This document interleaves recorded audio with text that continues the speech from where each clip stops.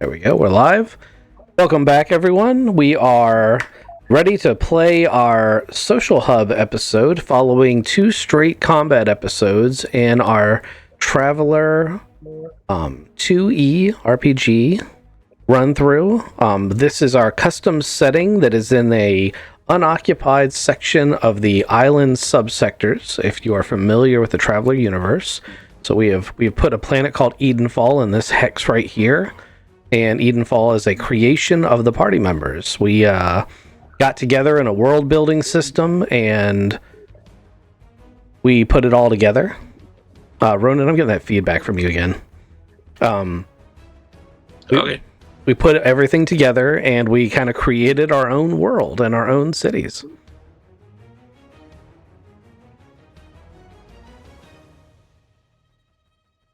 Sorry, it's really distracting. There we go. Now it's not doing it. So if you've been following the adventure, a while ago, there was this disastrous invasion by a force we call the Temple of Synthetic Unity, or the Unity for short. They believe in cybernetic assimilation, basically, that everyone should be a synthetic union of organic and cybernetic parts, and they have no problem forcing this upon people. During the initial chapter of this, the young men in this group decided they were going to be bounty hunters, and they helped a small town called Drift out, which is where I'm ultimately getting to with this really long-winded introduction. That small town was a population of around 120 people who were stubbornly hanging on in the Arctic wastes outside of the city of North Rio, and they were sort of an abandoned group of isolationists. But the party made themselves useful to this group of hardy survivors, and they accepted the party. Then the invasion happened, and 2 years went by, and the party members went out and went on their various adventures, and whenever they'd find a group of survivors, they'd bring them back to this town of Drift. This town of Drift has become quite a bit larger in the absence of the party members, or I shouldn't say the absence, but in the time that the party members have been off becoming part of the resistance. And we're now knocking on the door of 1,000 people crammed into the space of what had previously been a mining town that was built for that many people, but then didn't have that population for a very long time.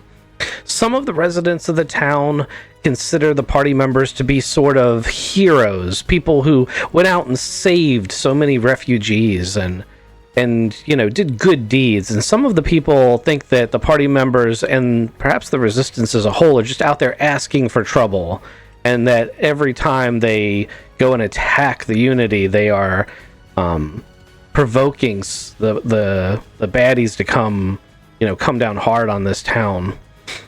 This town lies under I'm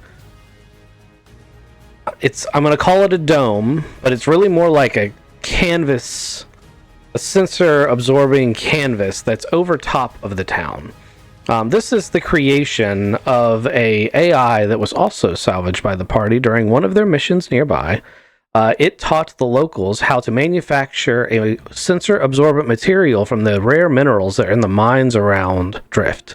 The sensor-absorbent material is lightweight, and it's relatively sturdy, and with the dome completely stretched out over the top of the town, it blocks out the sun, it blocks in the emissions, and as snow falls on it, it forms sort of a canopy of camouflage that conceals the town of Drift from the prying eyes of orbit or aerial reconnaissance. And with trapping the emissions and the other things on the inside, it keeps emissions from tracking people down. This material is also over a place called the Frostwell. The Frostwell was a pirate camp that the party bravely attacked last chapter, I should say, not last session. And it has now been turned into a dock for the ship that is known as the Defender. The Defender, over the past 2 years, has been transporting many of these refugees to Drift, and the players have all been crew members for this ship at various points along the way. The ship comes back and nestles in this dock and has a canopy of the same sensor absorbent material pulled over top of it when it's in dock. but that's not where it is today. Currently, as we open this session, the party members have just returned to the Defender as it's speeding back towards said dock. They, in the last 2 sessions, made an attack on a missile storage plant that the Unity held in order to grab the sensor schematics for an upgraded missile, that they could help the Resistance build better missiles, and in the process they also stole 4 truckloads of missiles. So they had actual missiles that they have been taking to the Resistance. All of this was not without hiccups and problems, and as we come to the party, they are in the briefing room on the upper deck, and they are being confronted by the ship's executive and intelligence operations officer, Tiberius Skinnerd, and Tigris Calico, who is the helm officer and the commander of the limited air group that is attached to this resistance cell, who handle the briefings and debriefings for the special actions unit, which is what they are a part of as their powered armor suits. The profanity of Herkaber can be heard almost through the hallways all the way on the upper deck as he is going through all of the damage that has been done to these power armor suits. They took a significant amount of damage during the last battle, and while the players all made it back virtually unscathed, the suits are not in good condition. So as we zoom in on the quiet conference room, the quiet briefing room, Exo, Skinnerd, and Cag Calico are tapping through various screens. Here's a map of the previous session, and this was the original plan of what was supposed to happen. And you hear Tiberius say, "All right, gentlemen, why don't you tell me in your own terms what the hell happened?"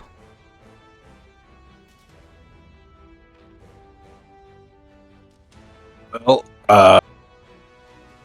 we came in the river. I thought that was a pretty clever idea myself. Got out, went across the banks, and this right here was a power depot. Right, guys? No. I've got this backwards. This was the power. Yeah, this was the fuel depot. As we crossed from river to fuel depot, a couple of us were spotted. Then it all went kind of pineapples. We made it to the rocks.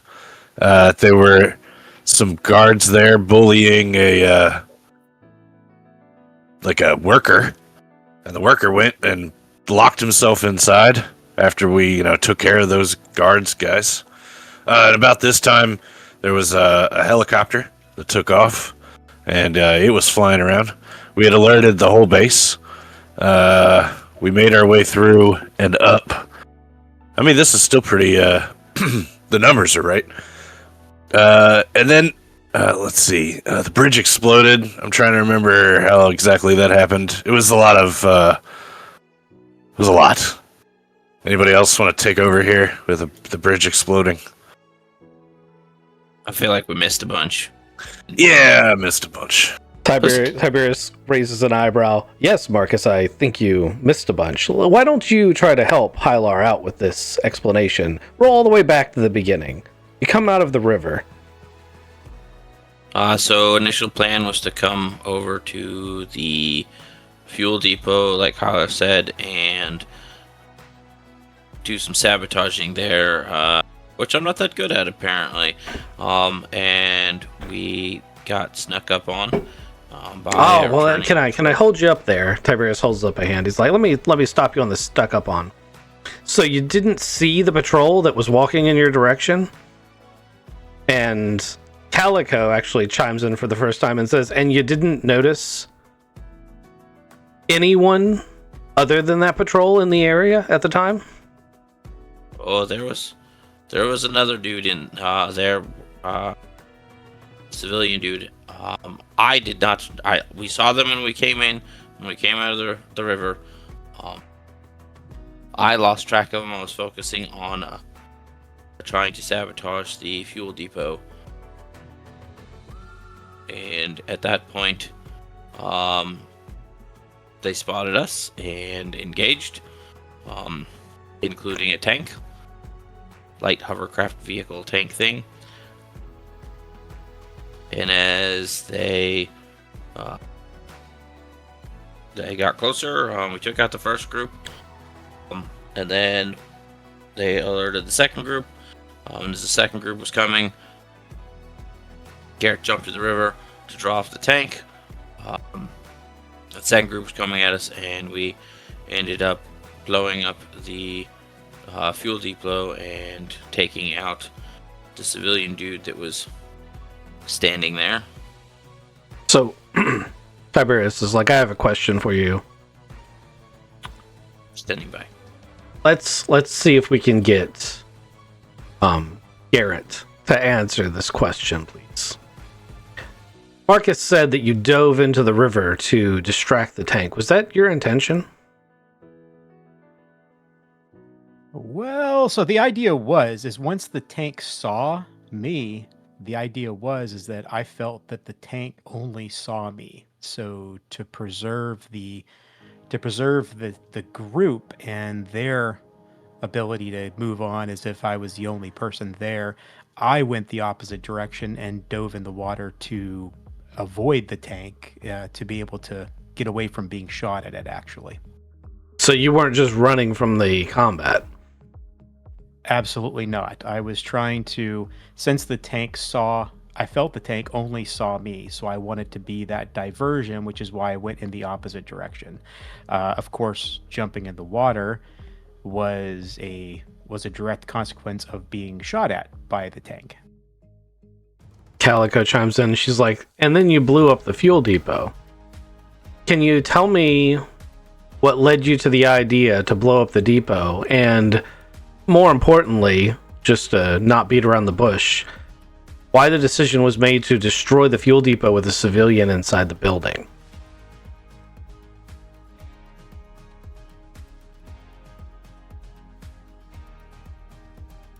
Well, I guess I'll...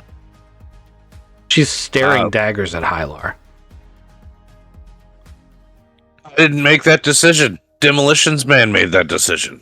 She flips open that thing, and the screen comes up, and it's a recording from Hylar's point of view as the suits record all instances. And there's a very clear clip, and I thought about clipping it on Twitch, where Hylar says, no, he could just as easily be working for the bad guys. We should just blow that up. Basically, he says it is Hylar that makes the decision, and he basically says, I don't care about that person, let's blow up that building.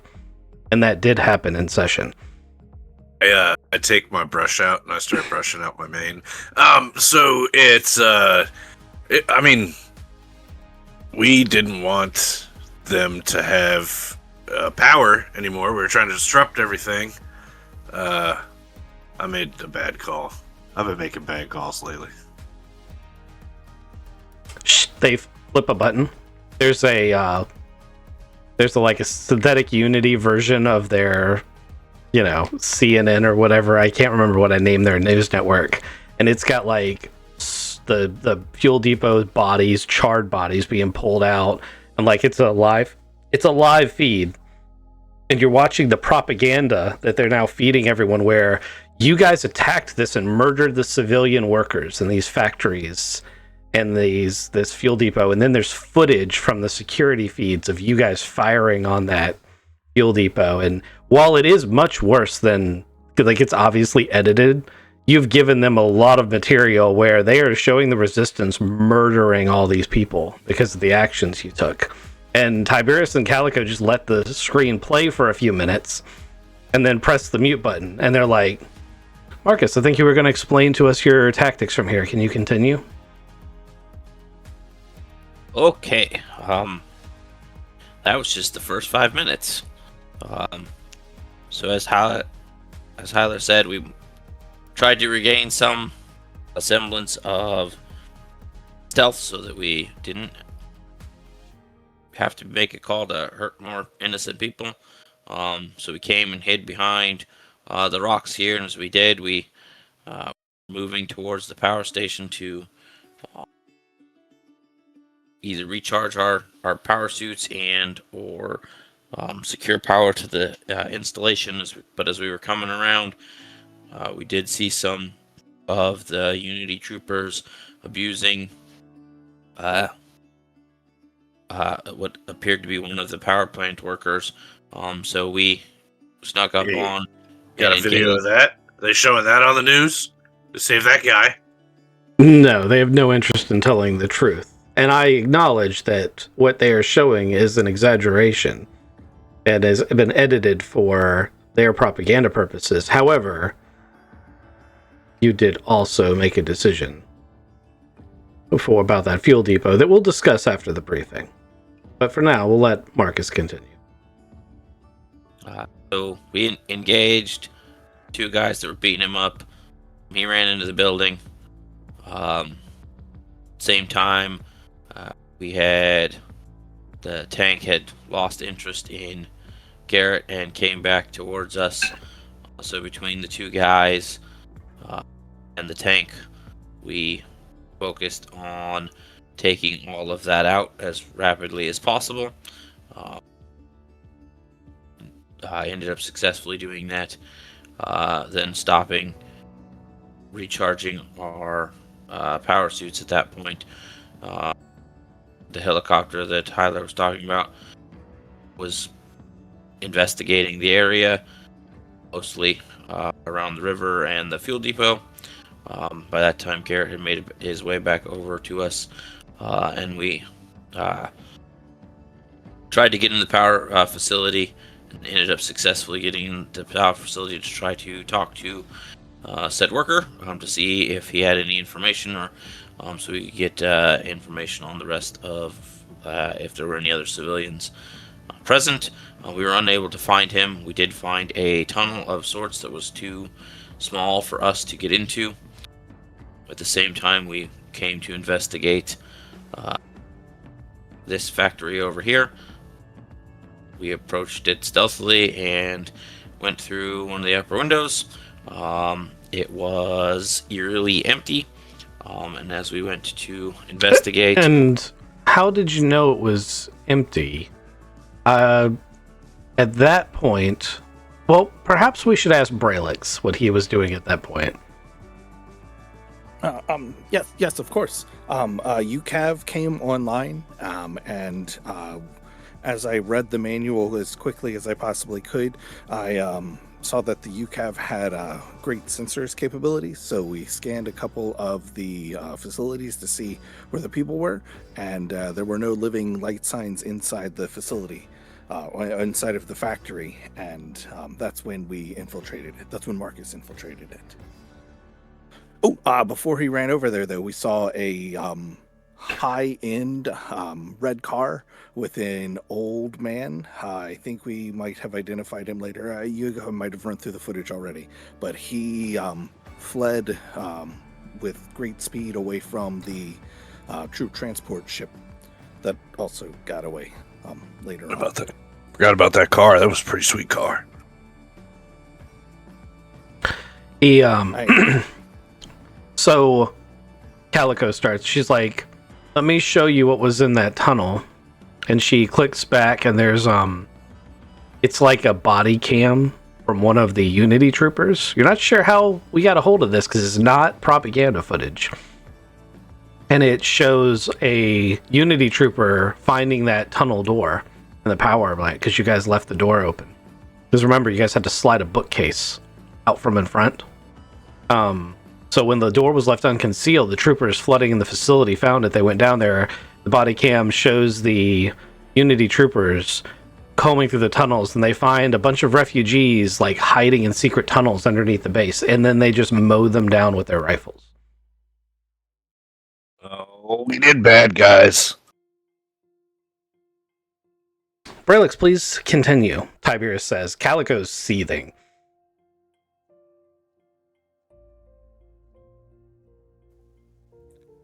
Braylix takes a deep breath. Infiltrated the first facility where we saw a new type of Unity trooper we hadn't seen before. It's a extremely large robot. It's got a really big gun on one hand, and it kept taking Marcus's swords. I don't know if that's a tactic that it applies for everywhere, but it was very effective against Marcus. Also, I don't know if Thanks, buddy. no. I mean, this is putting all information. There's another new type of trooper we hadn't seen before who's got a shield and a shotgun, and if you pick up the shotgun afterwards and try to shoot it, it explodes in your hands. Interesting. Again, unknown if that's the mint topics or if I am not used to using shotguns in the power armor. I was only training with the default loadout that you gave me, which was very ineffective against the both troopers. They've got a lot of armor. Yes, we've been having difficulty procuring arms that can actually penetrate their armor. The only advantage we've had is that they seem to be almost as equally ineffective, although they are learning in shooting at us. All right. Yeah. Hylar, perhaps you'd like to pick up from Braylix here and continue on to the storming the castle phase.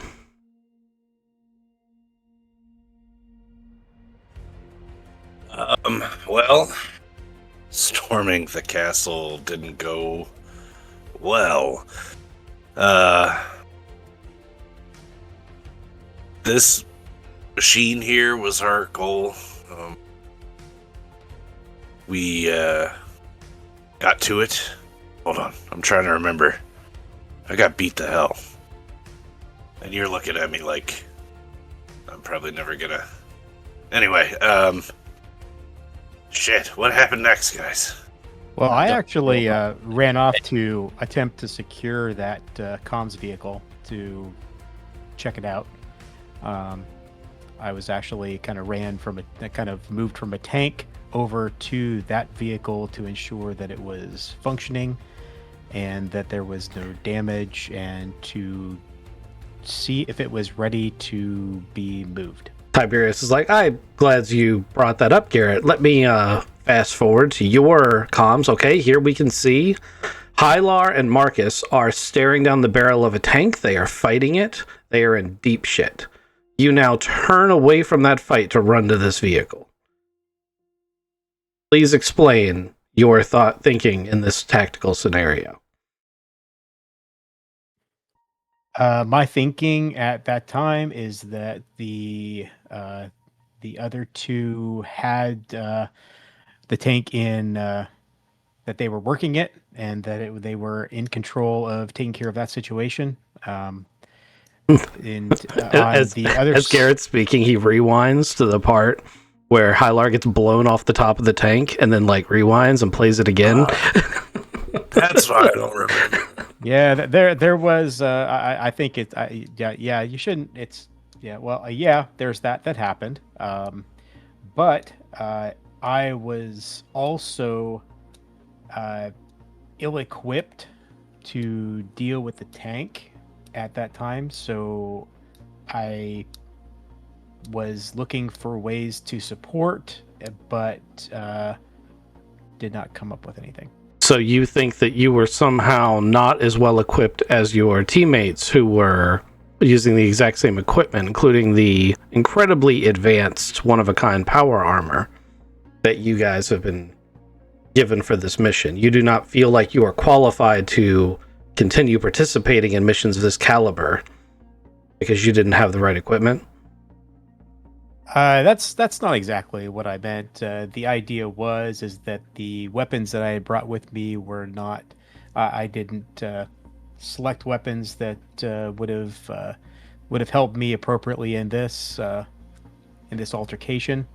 The power armor, while we had that, we also did not want to get into a situation where we were destroying the power armor.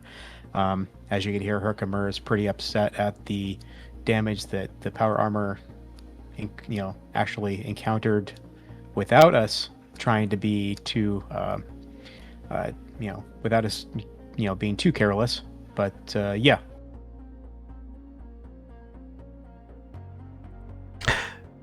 Tiberius looks unconvinced. But he says, all right, so let's switch to...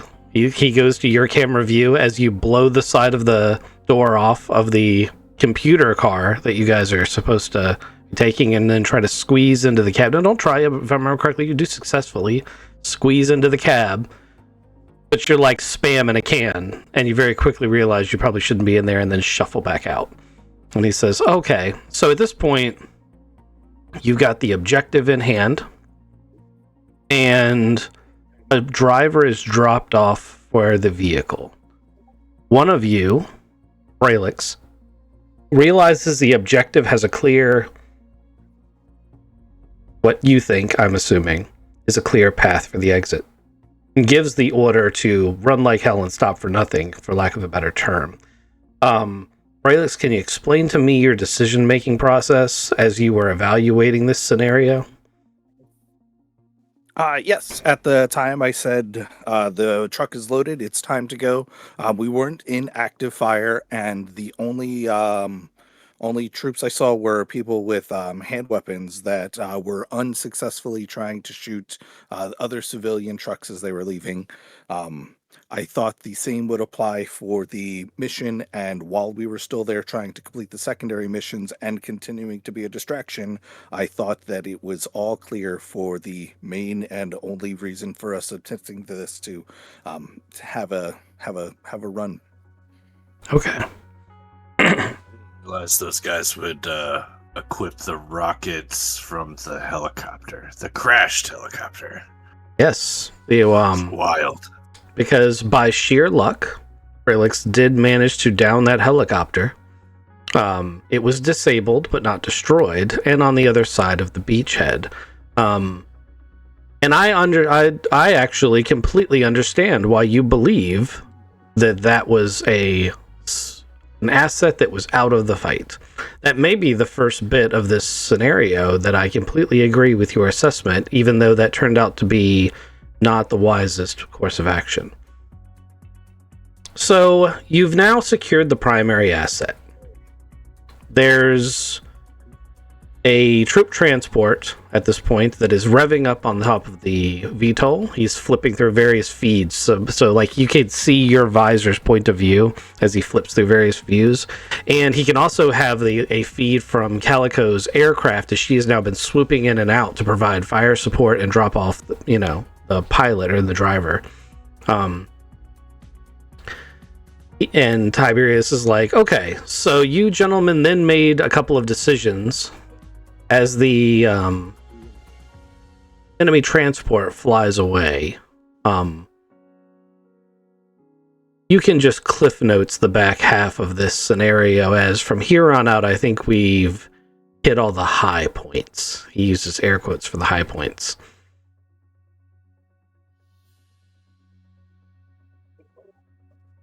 We crossed the river again, making our way over to these storage facilities. And one by one, we took the guards out. They were approaching us. Inside each of these was a vehicle loaded with missiles. There was a lot of stealth attacks. I was very sneaky. You say you're very sneaky. Tiberius hits a couple. And there is some of you being very sneaky, and then there's a quick scene of like 10-second clip of you being stuck in that window you fell out of. Yeah, that Winnie the Pooh thing. Yeah. But he's like, that's a fair assessment. You also recruited one of the civilians with a load lifter to join our calls, which, that's something. We can always use more information. That's actually how we got the comm node access that we used to tap into their communications so that we could find out about what the Unity were doing in the tunnels beneath the map. And Calico's like, and there will be a broadcast that we will be putting out to, we're going to make sure people see that. But at the same time, it's quite a tragedy that it happened. At this point, there's a klaxon. And it's Calico, report to the bridge. We are preparing for landing. And she's like, gentlemen, I have to go be the helm officer. I will talk to you after Tiberius finishes the debriefing. And she exits the room to go be the helm officer and fly the ship. Tiberius is tapping through his tablet, and he says, "Gentlemen, what do we think? Why don't you tell me what you've learned from doing this scenario and what you think you could do better next time, and if you feel qualified to continue operating as the Special Actions Unit." Well, sir, I do believe we are qualified. I think we've learned a lot tactically. I believe that recon is very important. We were not prepared to fight tanks. The UCAV was a godsend and helped drop a guided bomb right on a tank. I think I could tap into the other team members to help them tag things for better UCAV support. I think we should use potentially some of the missiles we've gotten for our next strike. And I think that I should be potentially further away.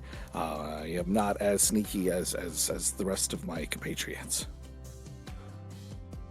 Oh, and I believe we need much more penetrating arms. I know that's difficult to acquire, but we brought back as much as we could for the scientists to continue sciencing. Indeed.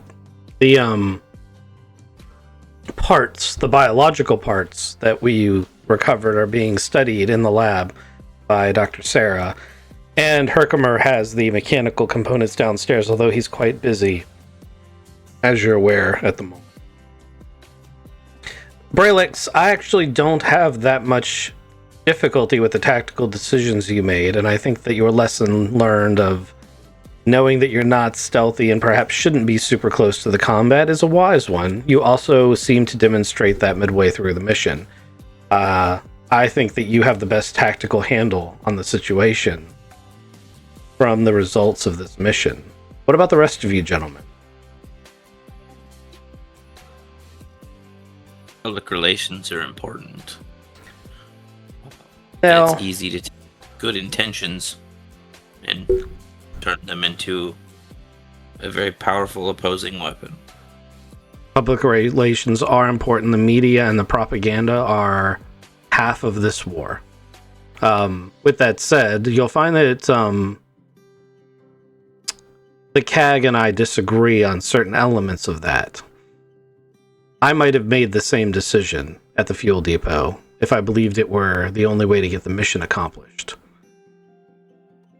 And I'm more concerned that it came to be that situation rather than we had to sacrifice a civilian to achieve the objective. That is something that sounds terrible to say, but at the end of the day, we're not going to win this war without casualties.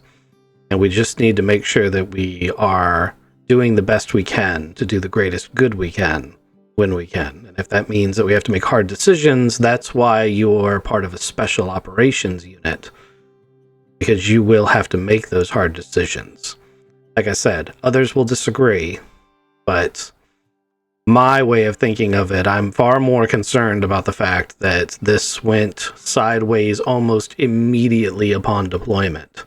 And it was only through, in my opinion, sheer luck that you made it through this operation at all. Any final notes, gentlemen? I just agree that we need to recon more before we jump in. We have to be able to handle vehicles in a different manner because the four of us were just not prepared for the amount of vehicles that they had.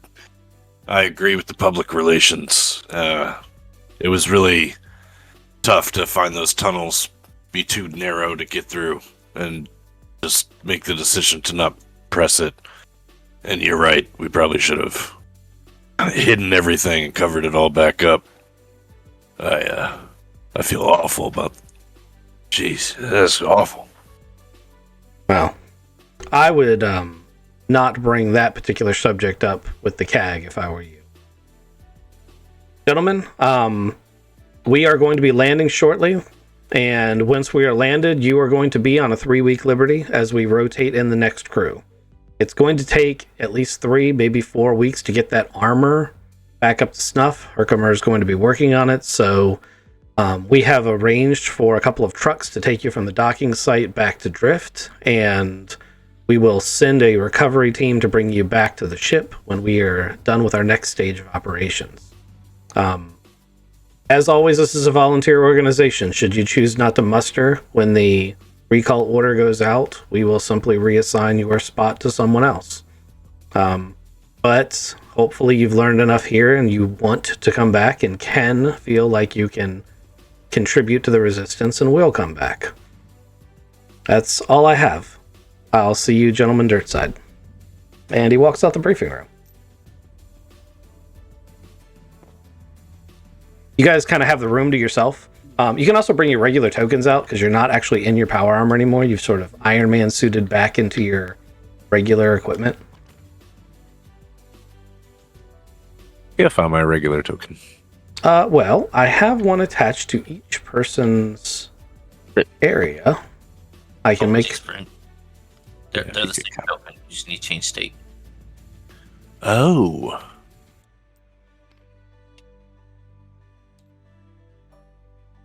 Well, ooh la la. He did good job when making them. Oh, that's right. We did put them so they could just change state. That's right. Yeah, I you can forgot. just go I forgot to. out of the armor.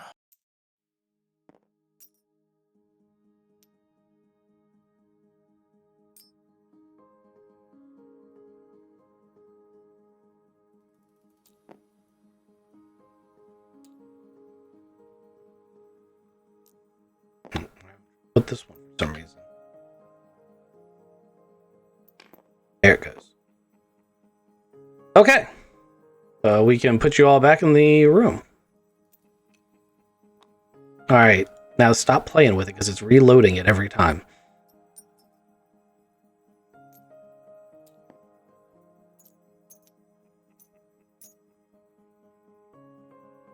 Okay. You guys have the room to yourself for a minute.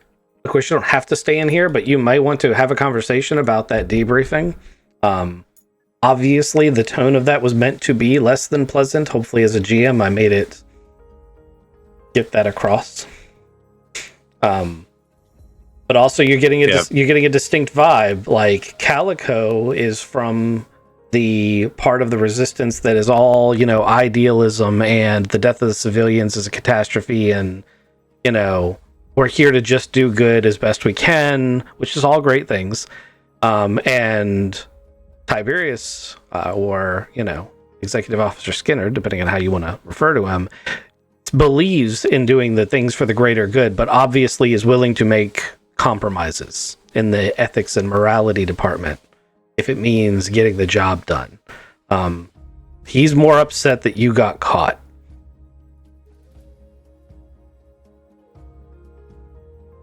Well, that was rough, guys. Yeah. I feel like if every debriefing from here on out is going to be an ass chewing like that, and this isn't going to be as much fun as I thought it would be. Yeah, I'll second that. I didn't know we were going to have that many eyes on us while we were out, while we were actually deployed. That's pretty interesting how, gosh, cameras everywhere, right? Well, yeah. I mean, we'll be better next time, right, guys? I don't know that I'm really worried about their opinions. Like, did you see what was inside those giant robots? Yeah, that's a good point. If I could do something to stop crap like that from happening, then I will. And if he wants to yell at me and Calico wants to yell at me, so be it. Yeah, I'm just going to have to come to terms with... never mind. All right. I think we can... I think we learned some stuff. I think we get better. I think They have some valid points, and I think they're being assholes all at the same time. But in the end, I'm not here for them. I'm here because Unity sucks. I almost think they have to be that way just for the sake of being that way. Every mission's not going to go perfect, and I think we kind of understood that going in. I think they knew that too, but we did the best that we could, and we swung with the punches the best that we could as well. Alex, you doing all right, buddy?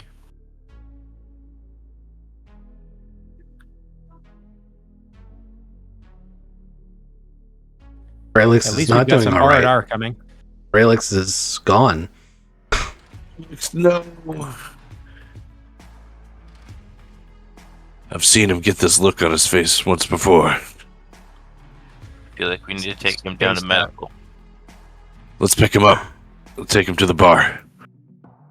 I don't like the way his left eye is winking like that. So you guys get a he's BRB, guys. So you guys, the ship starts settling down into its docking cradle, and it's the jerkiest thing that you go through with the ship. So like you guys are getting ready to leave the room, and then the whole kind of floor shakes a little bit as the mechanical arms grapple on and it settles into its cradle. And then you guys are asked, basically said, hey, go clean up your foot lockers, put everything in a bag, and then there'll be trucks here in a few minutes. And some snowcat trucks show up, and you guys are, unless you want to stop and talk to someone along the way, although the only person you might want to talk to, I'm supposing, would be Herkimer, and right now he's busy. He's not really mad at you guys. Actually, you could almost say it for all of them, with the exception of the fact that, Calico's upset about the deaths, not at you guys, and that's the gist that only Hylar would be able to pick up the distinction from his relationship. But she's mad. She's probably not to be mucked with at the moment, but she's not like mad at you guys. And Skinnerd is hoping you'll learn from the experience. Had he still been in the room when Garrett was like, yeah, we did the best we could, he'd have been like, that is the wrong lesson to take away from this. So I was definitely waiting until he left Yeah. before we started talking about that. because all he really wants is, he's like, do better when you come back, because there will be hard choices. So Can I just take 5 minutes to get changed? Yeah, that's why I was asking. Like, is there things you Yeah. guys want to do? Because you've already come out of the armor. Because that would have been the first thing. Like when you unloaded from the back of the security sled, they would have walked you straight into the pads and removed you guys from the armor. Because it requires a special machine to do it. So especially with the armor being damaged, you wouldn't have been wanting to walk around on the ship with it. No, I meant my new red tie. I wanted to get changed into the suit. Oh. Yeah. It's the last message I sent you. Stand by. I got to do some things. Sorry. All good. You guys can chat amongst yourselves. Yeah, I was thinking about a shower just because, that body armor, man, that stuff is, we were doing work in that. Well, we got to get our, stuff together and empty it out. We got to take 3 weeks, so you might as well go get all of your stuff taken care of. Thanks. I'd like to check in with Churchill. I'd like to have a drink with all of you. I'm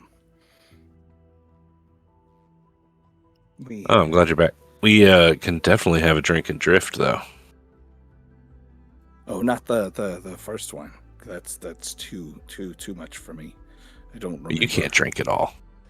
Yeah, I heard some rumors about you drinking. I don't know. I heard some stories from the guys.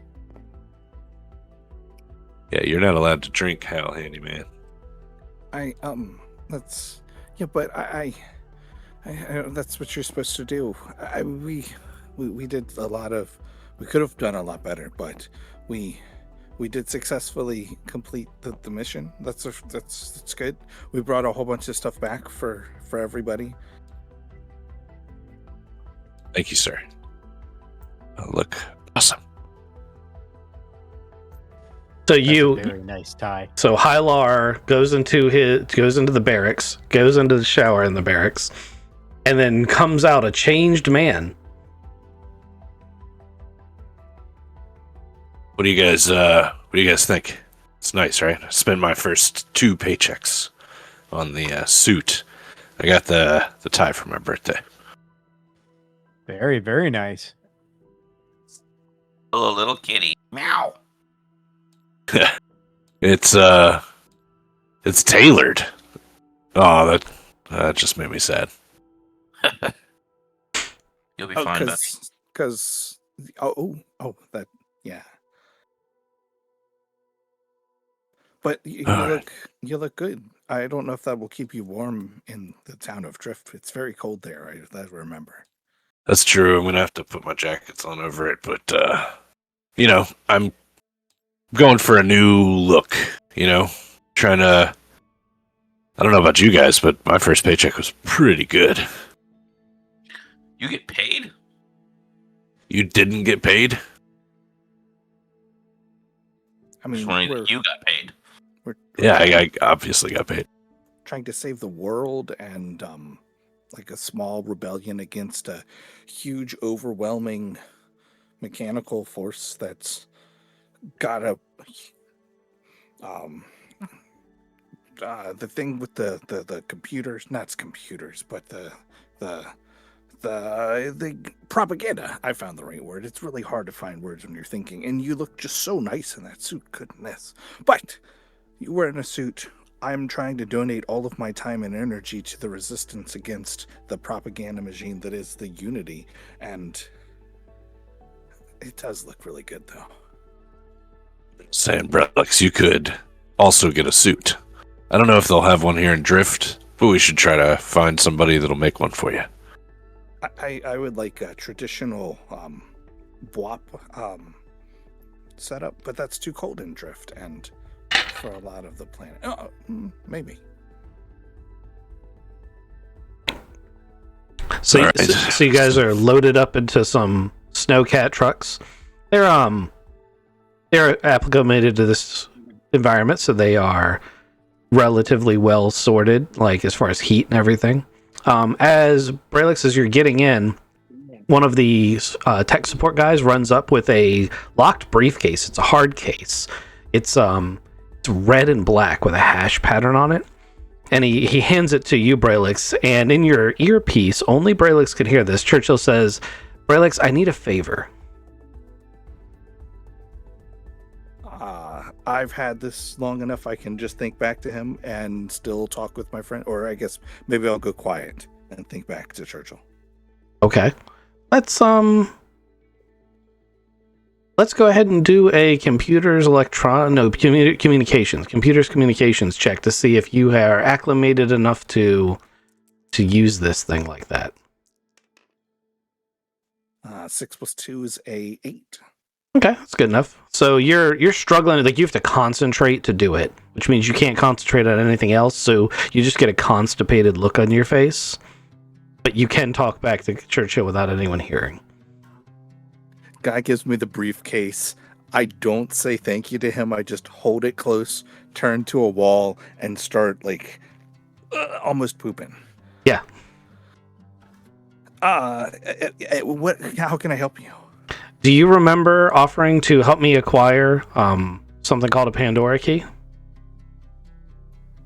That would unlock part of your core capabilities. Yes, of course. There is a gentleman who's going to be arriving in Drift in the coming weeks. I'm leaving on the Defender to help coordinate. I'm basically the central computer for the Defender now. So I have to leave with the ship. In that case, are a number of items that can be offered as payment to the gentleman in exchange for this Pandora key. Try to make as good of a deal as you can, and if you can make a good enough deal, I can give you a little bit of I can give you a little bit of something on the back end if you can make a good enough deal. And I know you're well qualified for this, and I appreciate you offering me to help. But maybe bring one of your friends in case it doesn't go great. Yep, because this isn't one of those like face-to-face, above-the-table kind of deals, and I do need backup and support. That's very intelligent. Thank you so much, Churchill. And I definitely won't let you down. I really appreciate you helping me out. Not everyone treats me as a person here, and I have mixed feelings about that, but I really liked working with you guys, and I think that you're a friend. And for that, the communication cuts off. Ghost, were you flipping that because you want to have a side table conversation? No, okay. I'm sorry. That's all good. That's what that's for, and I will stop if you guys flip those. Okay. And the trucks, the ground crew that's handed Braylix the case, they all clear off, and the trucks start moving down the road. And 45 minutes later, you guys are on the outskirts of a whole new drift. The white canopy that they had up for the storm when you guys landed the ornithopter is now made up of hexagonal, they almost look like plastic and foam to you guys, panels. And as the snow falls on it, it basically turns drift into a giant snow mound with these little arcs at the bottom that are free of snow where you can drive in and out. It still allows their snow to come in from the sides, so drift still has quite a bit of snow in the town.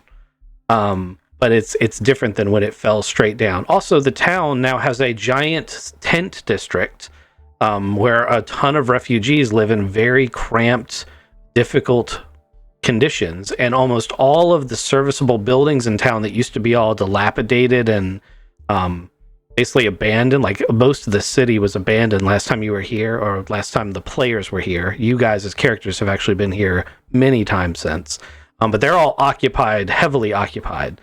So drift has exploded in population.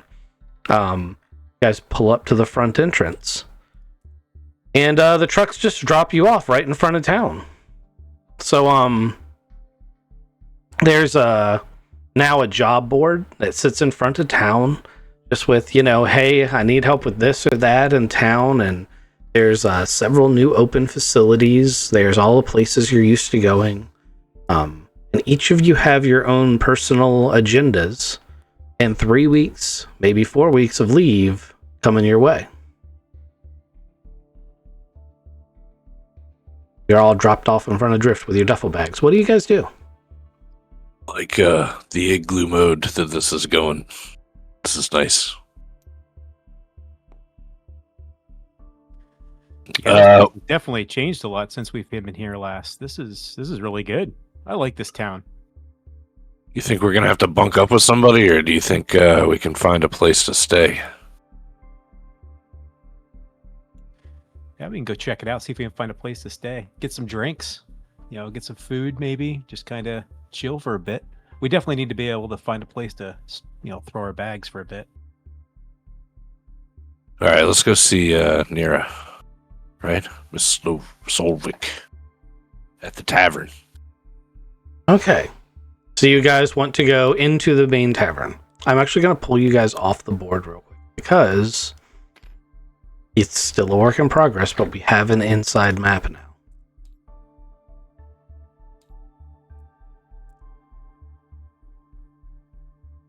So I have gotten Dungeon Fog, and I've been working with it, and I am still learning it, which is why all this looks so basic. But this is our first Dungeon Fog map. And this is level 1 of the town of Drift, the main buildings that have already existed. So you guys walk through the airlock entrance of Nira's establishment. Oh, that's interesting.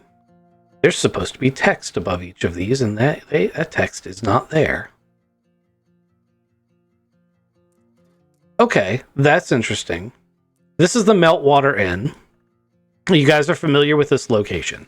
As you come in here, it is a bustling. There's lots of people in here. Pretty much every seat's full, and lots of chatter and hum. And Nira, who's basically the mayor of the town, as well as the innkeeper, sees you guys like, boys over here, and she like pushes some people so they kind of have to scooch together to make a hole for you guys to elbow up to the counter. And no sooner have you elbowed up to the counter that she's got a bowl of her little fish stew thing in front of each of you. How are you doing? I see that you're back. It's fantastic. We're doing great. Happy to be back. Oh gosh, this they got some more soup here. This is how have things been going here in Drift? So I'm gonna do this to you though, Dubs, because you're a new character. You don't have that history. She was really talking to everybody else. You told me we've been here before. Yeah, you probably would have come into town, but I think you just recently joined this particular group of banditos. The rest of the guys have like saved the town from bandits, so they're like, gotcha. they're a whole different, they're a whole different status than you. Oh, I totally misunderstood. I apologize. I will take that. But she's still very nice to you, and she's because you walk in with them, so you still get your little bowl of soup and such and such. She's like, oh, hi, Lar, you look so handsome in that suit. That's very snazzy. Thank you. It's nice to look nice, It's something I got to do for myself. Nero, we're gonna be staying here for a few weeks. You got any room and board available? I actually have something special just for you. Wait 1 second. She wanders to the back and comes back with a set of key cards, and they actually have your names on them except for Garrett, because there's one that says Tubbs. She's got 4 of them. And she's like, Briggs commissioned a project when you first came over to work for him, and we actually just finished it, and I hope that it doesn't bring up any bad memories. And she hands you the set of 4 key cards. She hands Hylar the set of 4 key cards. But that's we've been setting up quarters in the old subway. We've been cutting out sides of the tunnels and making living space in there. And these ones are set up for you. Wow! Oh, wow! This is great, Nero. This is fantastic. You've done beyond what? Oh, well, for this you can thank Griggs. But I'm not going to kiss Griggs. I go over and I peck her on the cheek. Thank you very much. She's like, well, thank you, dear. She's like, I'd kiss Griggs. I bet you would. I hand them out. Brelix, this one's yours. Marcus, this one's yours. And Garrett, this one was Tubbs. And, treated nice. I will definitely take care of it. Thank you very much. So down in the old subway, huh? We're going to have to check that out. That place was ridiculous last time I was in there. Yeah, it was quite an effort. It's taken about a year to get the place cleaned out, and then the construction crews. Luckily, there's plenty of people looking for work around here, so getting the construction crews together. And it's helped the housing situation so much to have that area redone. Well, eat up your soup, and let me know if there's anything else I could do for you. I got a bunch of hungry people to feed. Absolutely. Thanks, Nero.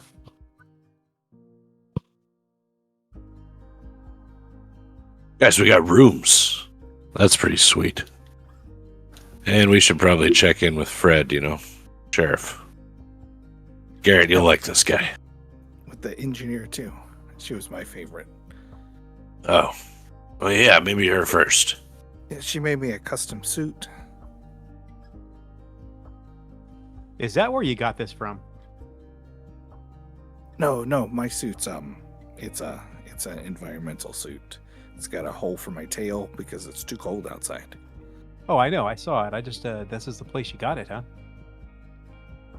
Yeah. Yeah, it was fun. I don't know, it was fun. It was scary. This is also where we met Churchill. This soup is pretty decent here. This is not bad at all. We'll see what you say in 3 weeks. Oh gosh, it's not one of those soups, is it? But we can go get more of our canned fish. Specifically for you, Hylar. I am looking very forward to that. All right, so Brelix, what was her name? Greta, I think. Yeah, All the right, engineer lady's Greta. I'll follow you.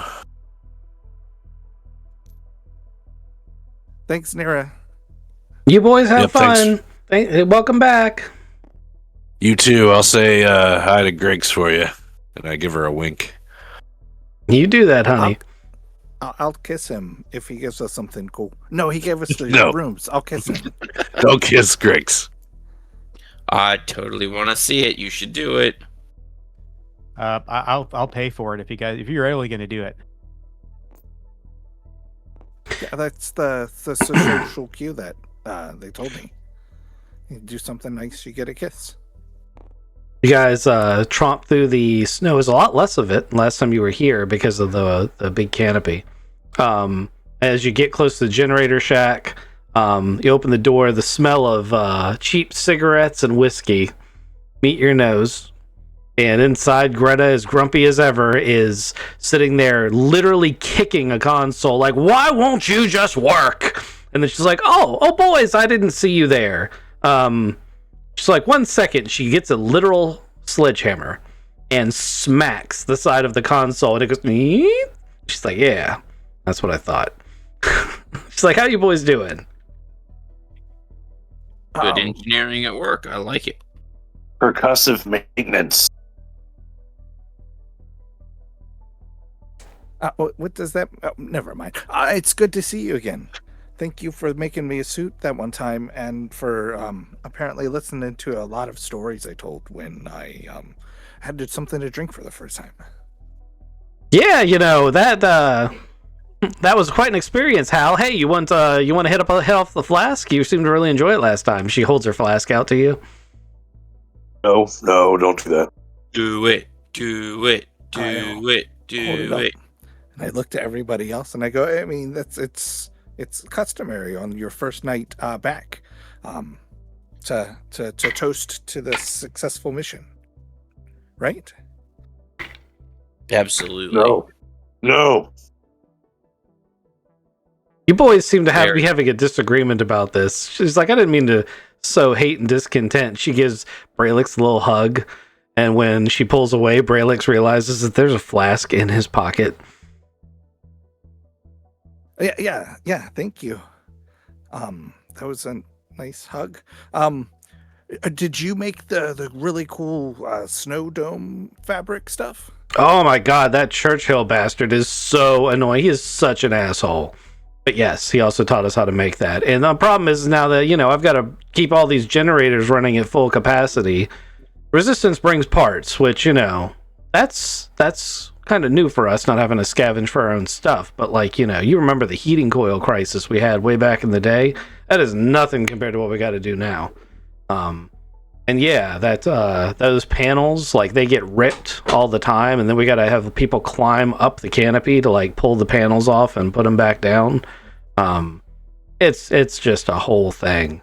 But man, they do work real well. They keep the heat in a little bit, they keep the EM in, and they keep the Unity out. And that last part, you're keeping the Unity out. Yeah, that's the whole. Oh wow, and oh man, you just keep this whole town running, don't you? I got a lot of help these days. As a matter of fact, one of my boys. God, I can't. Who is this? I think it was Gunner that was having the issue. One of my guys has a job posting up on the board right now, because he is having the damnedest time getting his relay or whatever he was working on going. I honestly, he was in here complaining about it, and I couldn't.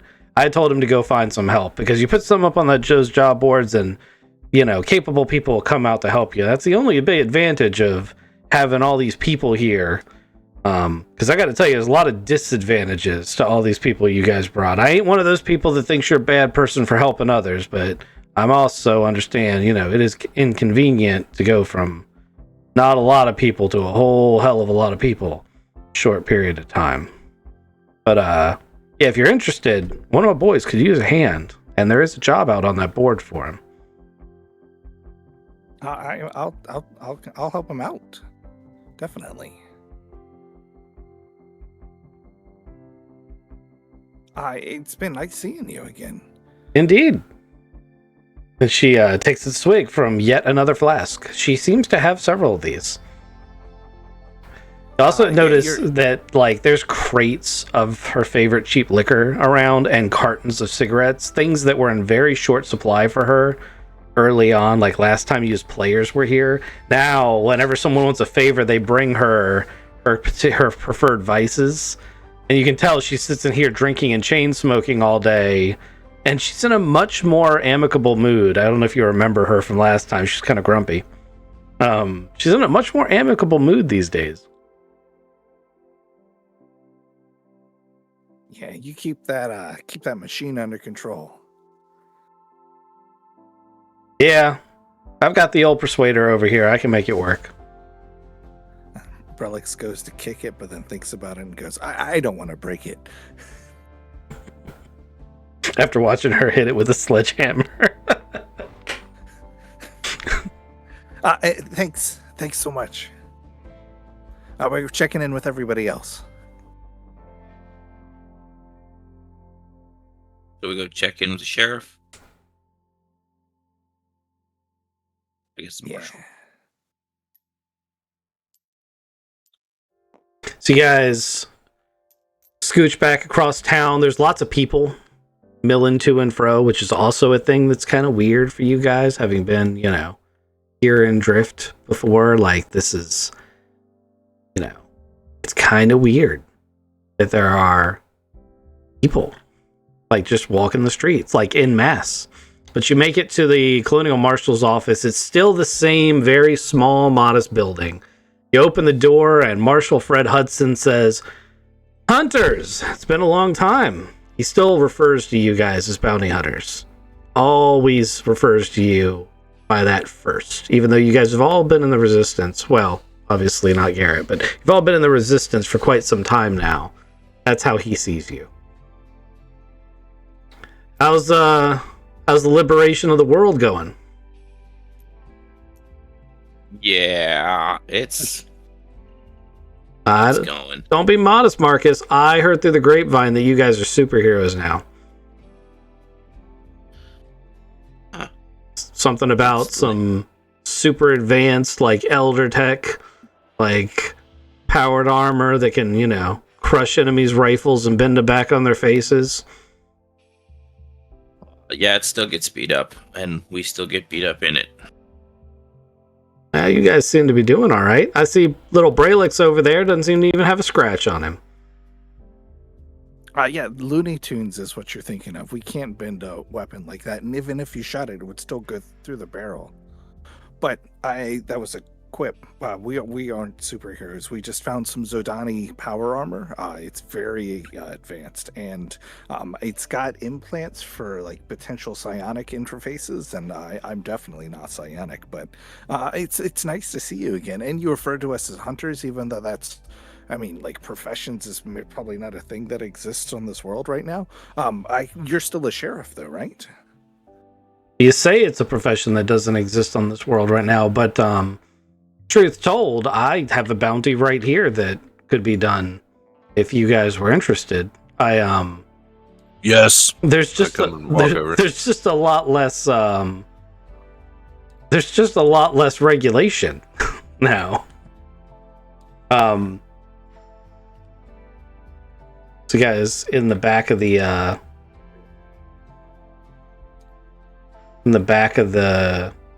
cells, there's a lady sleeping it off.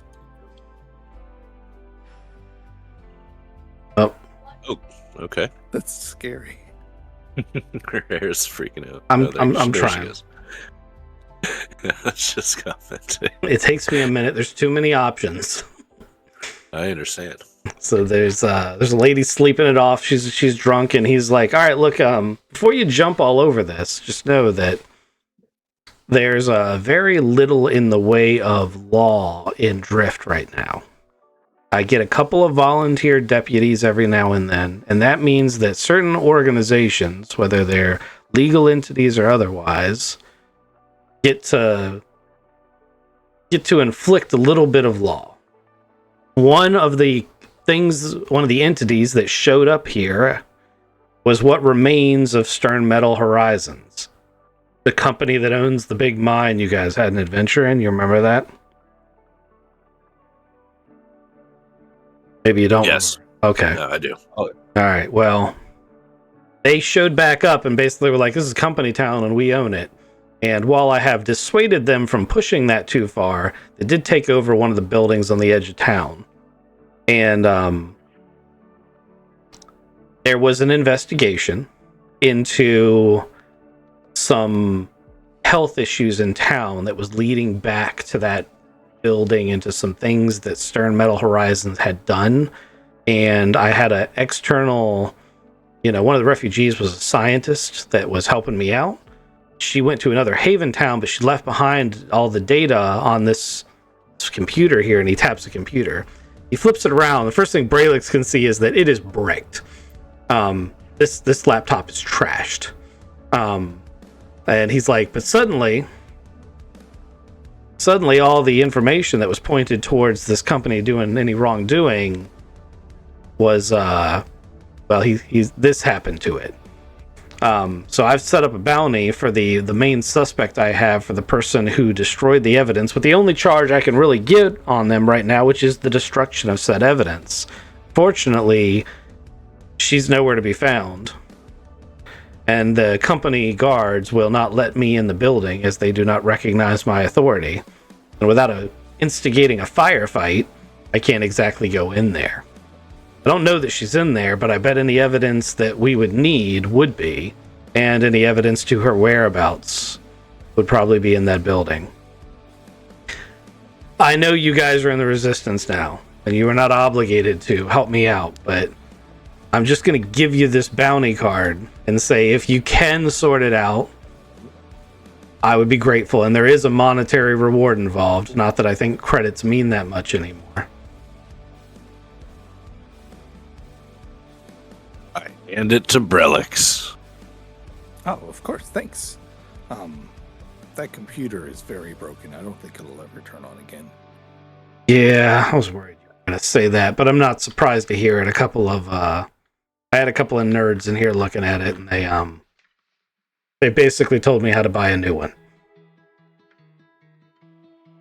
Do you keep an eye on who comes and goes through the town?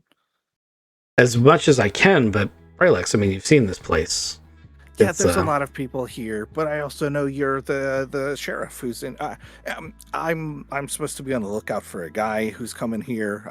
He has something, and I'm supposed to make a deal for him. What kind of deal? It's for Churchill. Yeah, that screams legitimacy. Yeah. Oh, yeah.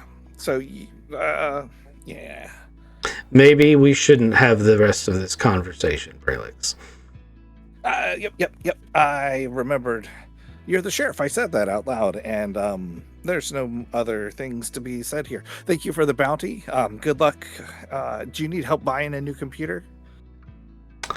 There's someone in the edge of town that's putting one together for me out of parts. I should have one by the end of the week. But if you, run into one and you want to provide one, I'll take it. Yeah, we might find some RAM. I know that's a really expensive thing right now, so... Shit, everything's expensive right now. All the factories have been bombed. Yeah. Alright.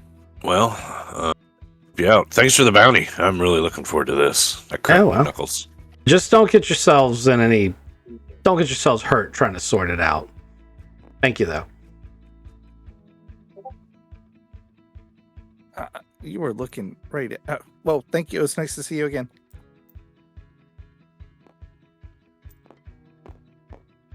As soon as we get out the door, hey, Brelix, like, what are you talking about?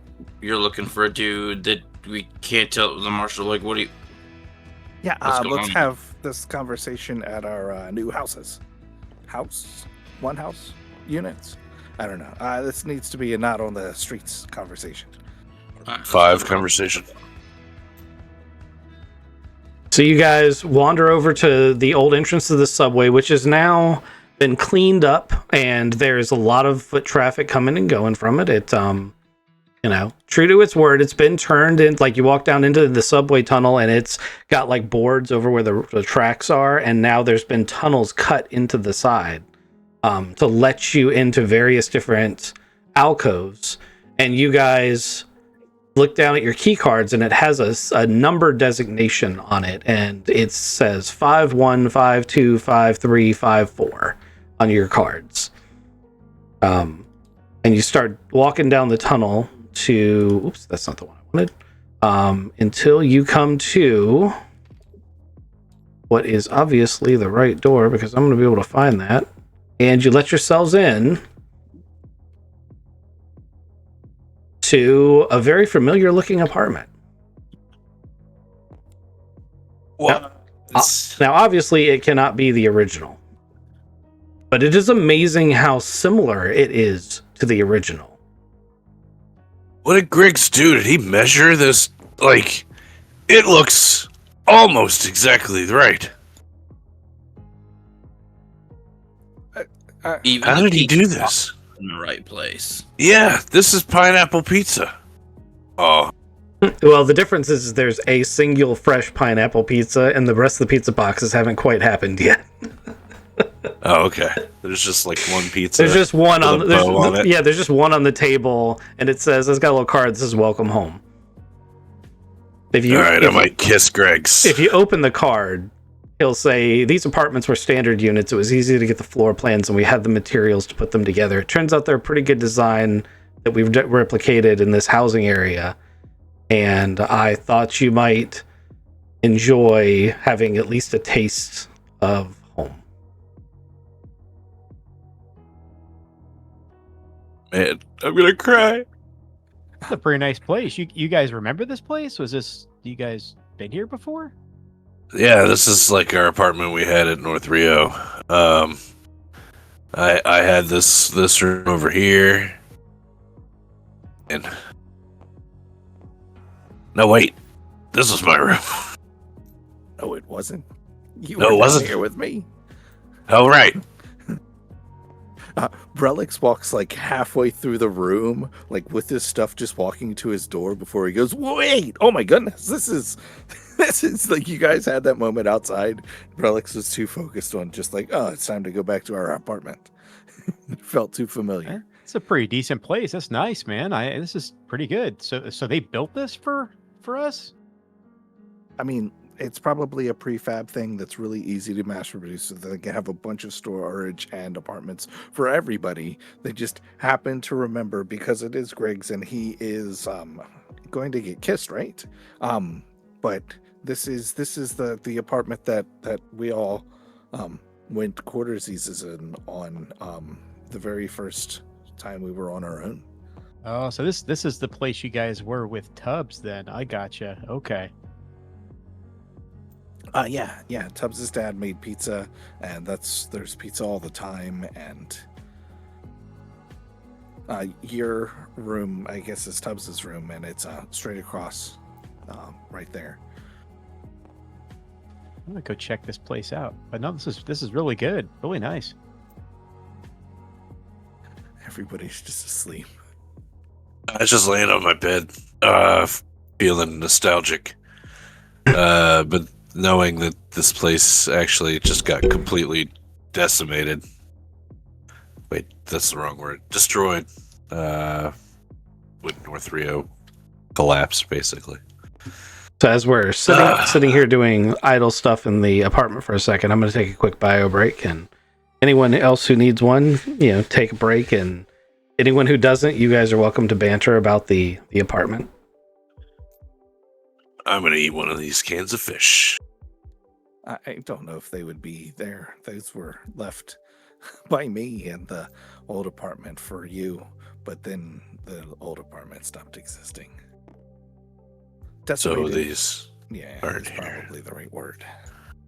Hey, remember? Oh no, there used to be fresh, like, veggies and stuff put in the fridge every now and then.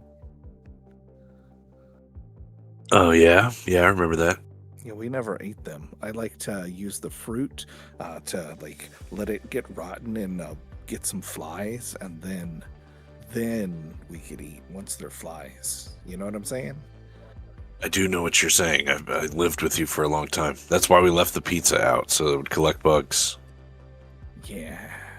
You like to use the cheese for traps for, did you catch rats and birds? That was a long time ago. I don't think we're going to need to eat like that anymore. I kind of want to still. I mean, if that's the way you want to do it, we can leave the rest of this pizza out. And, yeah, I'm not going to feel bad about it. You could go for a hunt later. I don't know. Drift isn't really well known for its, like, I guess there's ferrets or something. Some sort of fuzzy rodent out there. They said there was some kind of lizard in the soup. The king salmon is really good. I'm good with that for a while. We're only here for 3 weeks. It's not like I have to have, fancy restaurants or anything. I've returned. You got a fancy It does- soup. You can have a fancy restaurant. I mean, it does bring up the question of what's feeding everybody, right? Like, this place is 5 times larger than it was. Now it's got to support all these people. What are they eating? What did they do to the economy? Obviously, there's still a trading thing because Greta's got cigarettes and booze.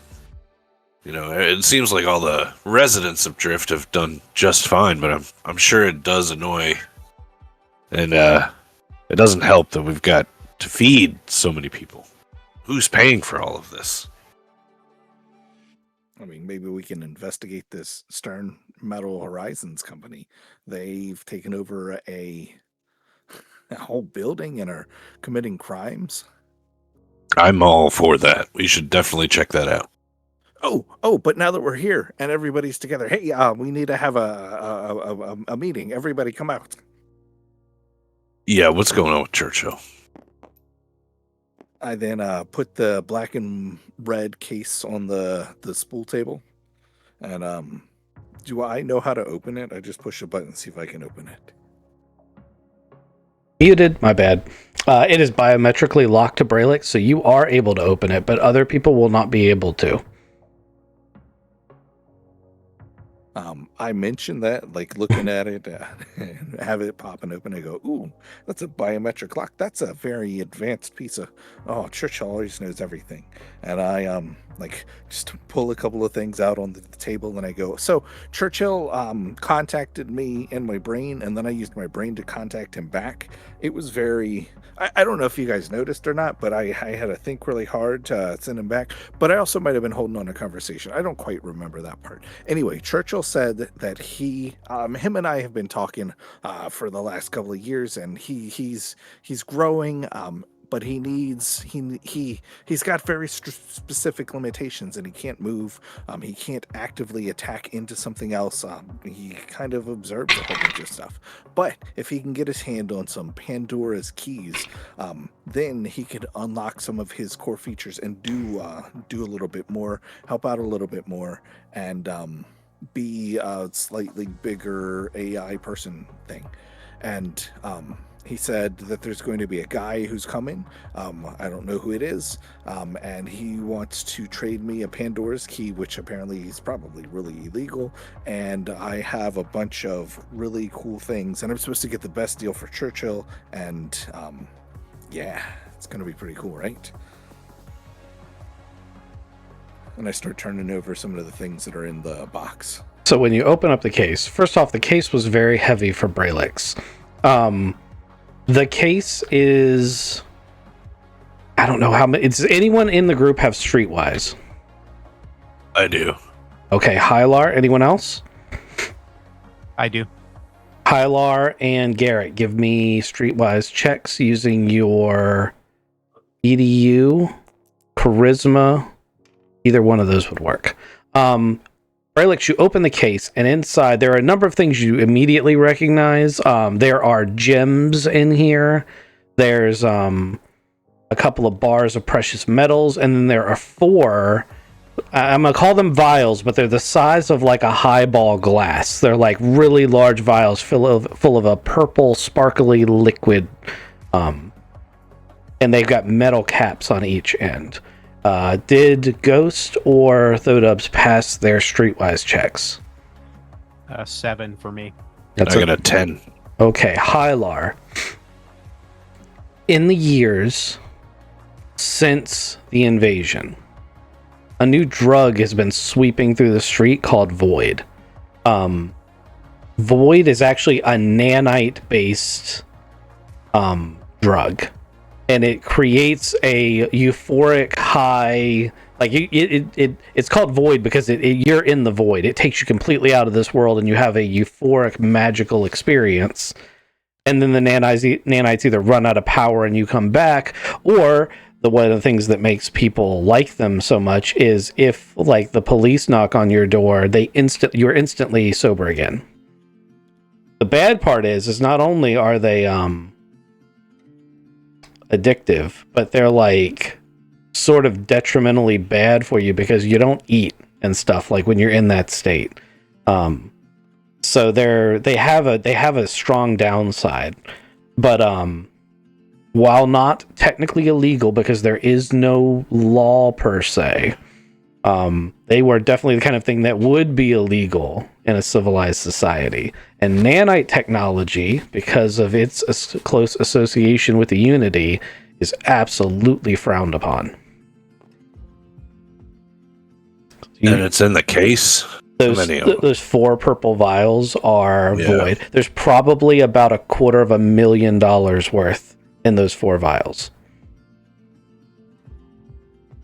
Relics, buddy. What the hell are you doing with that case? I'm going to try to buy a Pandora's key from a guy who's going to show up sometime in the next 3 weeks at Drift.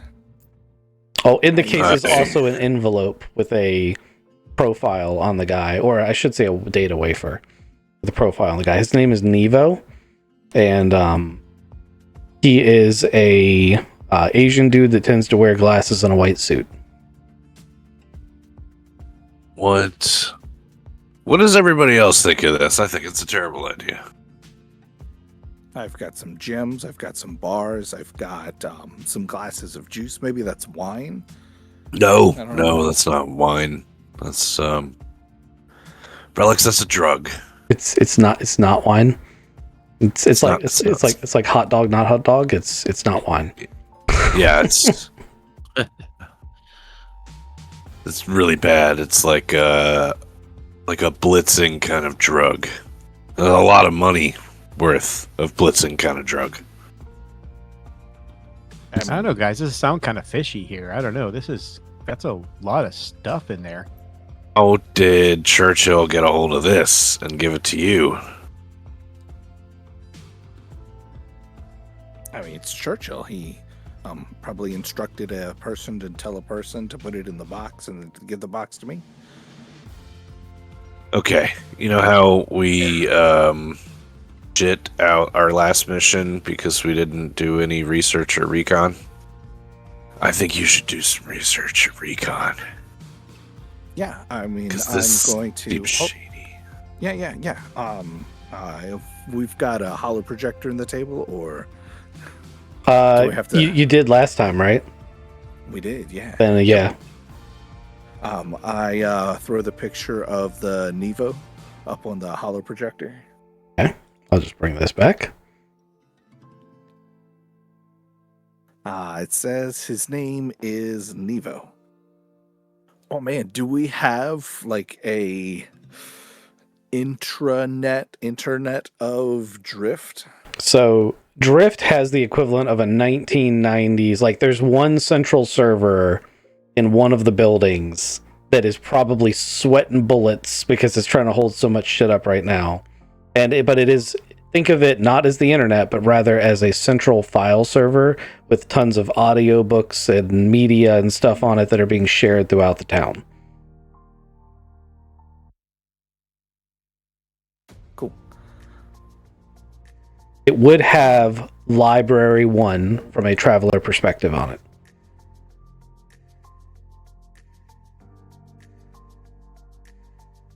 That's an important thing because that's how you research things. Like, I need to know what the element number of carbon is. You would use library to figure that out. Don't use library to look up a shady Asian dude with glasses. Only if he existed in a format that was searchable before the library file was created.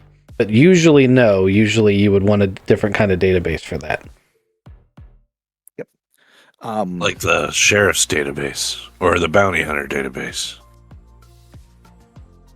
Yes, like that. Brellick starts typing, sees that there's this central file server that isn't the internet that he... Actually, no, it's been 2 years. He kind of knows, like, this is the way of things. Actually, Brellick's probably helped build this thing. Yeah. But he also is back at his old apartment, and, like, nostalgia is overriding him, and he's, like, just back in the groove of catching bad guys, and goes, there's... Right. We're in the future. That's not Tubbs. Oh. So far I've got his name is Nevo. Do we have anybody else? Oh, Shadowcat. Shadowcat knows some stuff. Snowcat. Snowcat? She's like so shadowy, it's like a snow shadow. Guys, Right. you're following me, right? We can talk to Snowcat. She helped us before. Maybe she'll help us find an Asian guy. We can invite him over to the apartment. We'll make a deal. And we can get a Pandora's key. I still don't think this is a great idea. Did Churchill give you any sort of rendezvous instructions? Or like he'll find you or anything like that? So in the file that you are now looking through, there is a comm code number. And there is also a so the town has their own comm system for comm code, and basically there is a prepaid account in Braylix's name, and it basically says he'll leave a message for you, and then you can contact him on this number. So you'll know when he gets to town. I think this is rather simple, Braylix. If we're gonna do this, then there's not a lot that we don't know when he's gonna get here. We don't have any information on him. We either support Churchill or we don't. Yeah, I'd really like to, and we're gonna make a good deal. But you said this isn't wine, and this is a very expensive drug. Yeah. It's like a void drug, a bunch of nanites in there, and basically you take it and trip balls for a long time, like enough that if you stay in there, you could die. It's like starvation.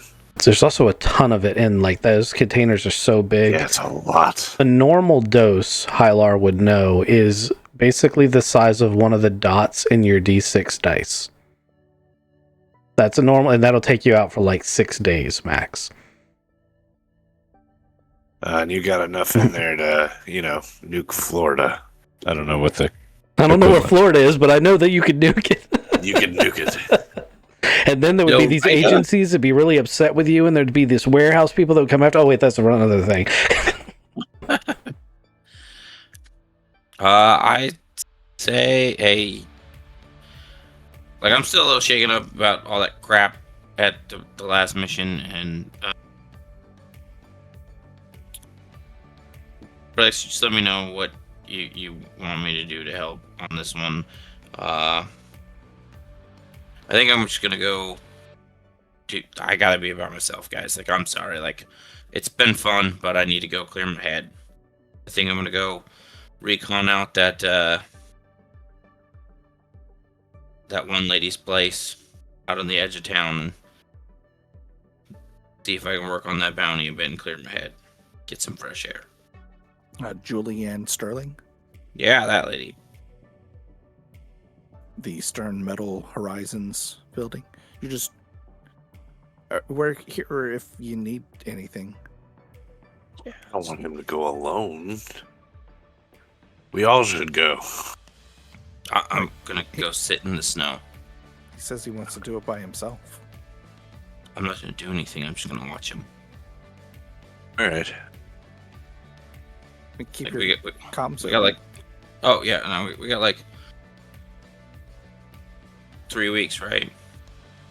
Like we don't have to do one of these things or the other things. Like right now, like we can take some time to recon this place out. I'll go watch them and see if I can find some like guard post rotations or other ways into the building, or I don't know. I need to clear my head. Seeing that Capricep chopped up and cybernetics and giant death robot and I don't know. Yeah. Plus the fact that it actually involved other capper snaps too. I can understand that being a little weird. I will have my comms on me, and I'm gonna go. I gotta get my head clear. Otherwise, I don't know that I'll be much use for anything. Do you need a piece of pizza? Pizza helps people calm down sometimes. Yeah, I'm gonna throw my jacket on, grab a piece of pizza. And Okay. So you walk out through the main subway road and start heading out towards the edge of town where the limited amount of new construction has happened on the edge of town. And that's where this building is. Well, the rest of you guys do. We'll check in with Marcus on his progress as we periodically go through this. You guys think it's a good idea, right? Also, that's kind of weird with Marcus. I'm gonna check in. Marcus, you still okay? He's made it 10 feet out the door. relax, I'm still in the tunnel. No, I don't think this is a good idea. The pizza Relics. tastes great. Good. I hope it makes you feel better. Hey, I don't have that much experience with this Churchill character or anything, you know, other than the guy being in my head that one time when I popped out of a tube. But I mean, I support you guys, whatever the two of you are willing to do. The only reason I trusted the Churchill guy to begin with was because of your, you know, I know that Brelix, you know, seems to hold him in high favor, but I definitely don't want you guys going into anything where you're going to be in trouble and obviously be alone. Yeah, I mean, best case scenario, we make a deal. He likes a couple of gems and we get a Pandora's key. Worst case scenario, he brings a bunch of guards and we have to fight a bunch of people. Well, I don't know a lot just about gems. exactly the stuff that's inside your case there, but I do know enough to know that, yeah, that's a lot of kind of bad stuff to be using to barter for something. And you know, the concept of this being called Pandora's key just kind of, it's a little freaky. You guys have heard about this Pandora thing, haven't you? I thought it was like a jewelry. Well, yeah, kind of like a, you know, I remember this old story about, you know, Pandora having this box that had all kinds of trouble in it. So opening it up was kind of a bad idea. And he wants a Pandora key. I kind of wonder what he wants to open with that. He wants to unlock another thing that's stuck behind a firewall. He's an AI and he can't right now be utilized to his full ability or even he knows how to slice into things, but he is restricted from his programming to do that. He knows how to move things around, but he's restricted from his programming from doing anything. And I think a more advanced Churchill equals more advanced resistance equals we can take back the planet from the Unity. Well, I'm just worried about, you know, like over here, Hylar, he has the same kind of experience with Churchill that you do, and he's a little hesitant or concerned about it. I'm just, you know, kind of hearing his concerns with that whole thing, too. Hyler's concerned that I'm going to either give away too many drugs or like maybe take some drugs or this No, that's guy- not what I'm saying. I am concerned about Churchill. Let's seriously think about this for a second. The enemy is this unified intelligence. I mean, it is like a mind, right? It is also not naturally made. It was created like Churchill was created, and you start giving these things. You take the governors off. You unlock some things, and then they can break laws. They can break rules, and that we're part of that.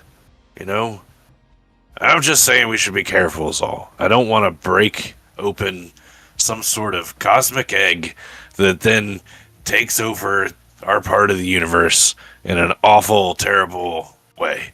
And looking at your little case there and seeing that the deal that you're about to make involves some illicit goods. Let's be nice about that. It concerns me. That's what I'm saying, and I think you should do some more research, really, before you commit. Yeah, Hylar's got a good point over there. I mean, he's kind of, you're kind of have a support of Churchill pretty, you kind of support him like, blindly without even questioning it. I kind of wonder if he may be hopefully not trying to dupe you. I mean, how much can you really trust an AI, But yeah, I kind of wonder. I'm curious. As the GM, I'm a little confused as Hylar's position too, and the only thing I can think is that it's because I narratively said something, and Hylar didn't create it for part of his own backstory. But over the past 2 years, Churchill has saved Hylar and Calico's life more times than he could possibly count, and has been solely responsible for the savior of a lot of the people here. Like, none of the things that happened would have happened without Churchill's help. If he had ill intentions, it would have come out before now. So I'm just hoping that Ghost, as the player, remembers that while playing Hylar, could still have concerns, but Hylar should trust at this point Churchill as an entity. Hylar trusts Churchill. Hylar's racist against computers. That also makes sense. I just wanted to make sure that point was sticking, because I couldn't remember if you'd taken that note or not. Yes. I know that Churchill saved us countless times. Hylar is being an asshole and saying, okay, research some more. You can't trust everybody. Yeah. Well, then, carry on. Garrett's point of view makes perfect sense, because the first time he heard about it was this voice in his head, and he was being socketed into the Matrix. So Garrett's position makes perfect sense. He's like, I don't know any of you motherfuckers.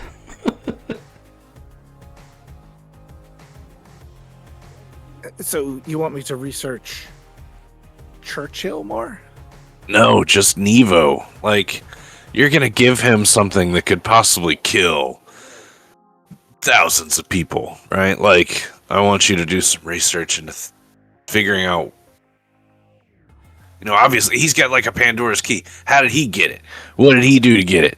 Did he screw over a bunch of people to get it? Yeah, you can trust Churchill all you want, but like, you're about to give this guy drugs. I mean, I didn't know that. I was going to start with gems and then go to precious metals, and then when that doesn't work, I was actually hoping, could you help me put this into the, what are the words that you normally use? The street dye bag, is that still a thing? You want me to break this drug out? Like, it would be insanely time-consuming. We'd need syringes, tiny little drop kits. You got, like, plastic sheeting. Come on, man.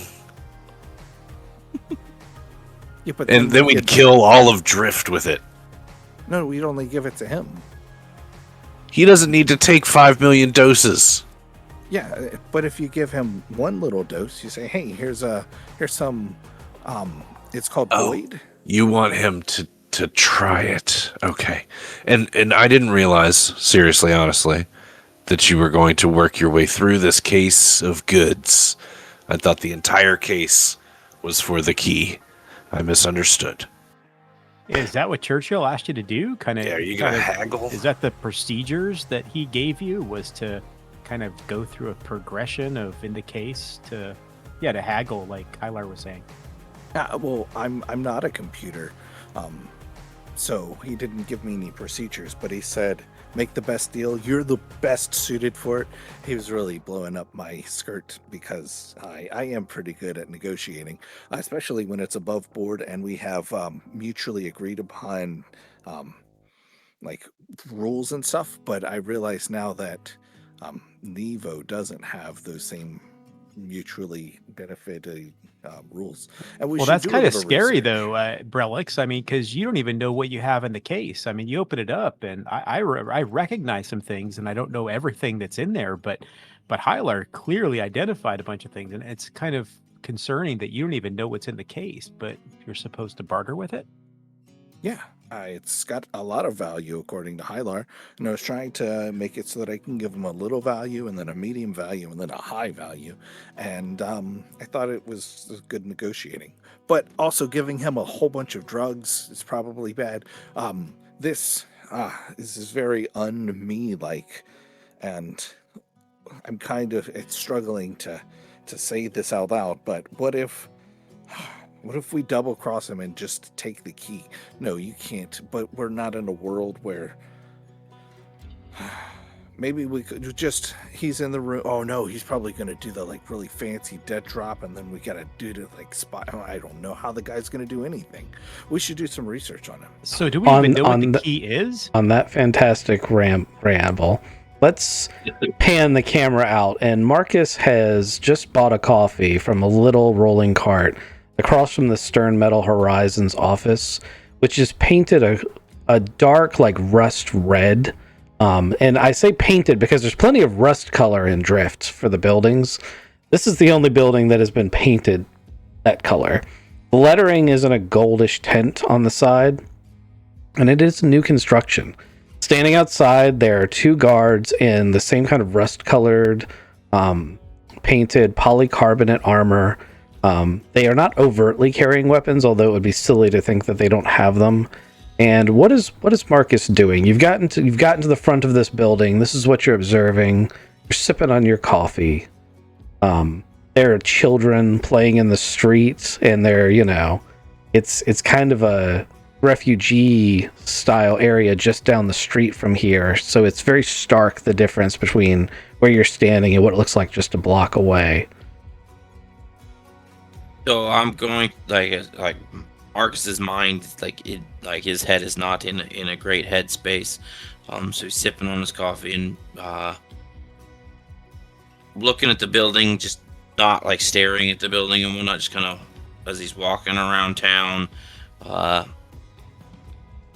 kicking a can basically, and looking through like the refugee area and around the building. So is it far enough like on the outskirts of town that there's nothing around it, that it's like literally the last edge underneath the dome kind of thing, or is the refugee place actually like surrounded?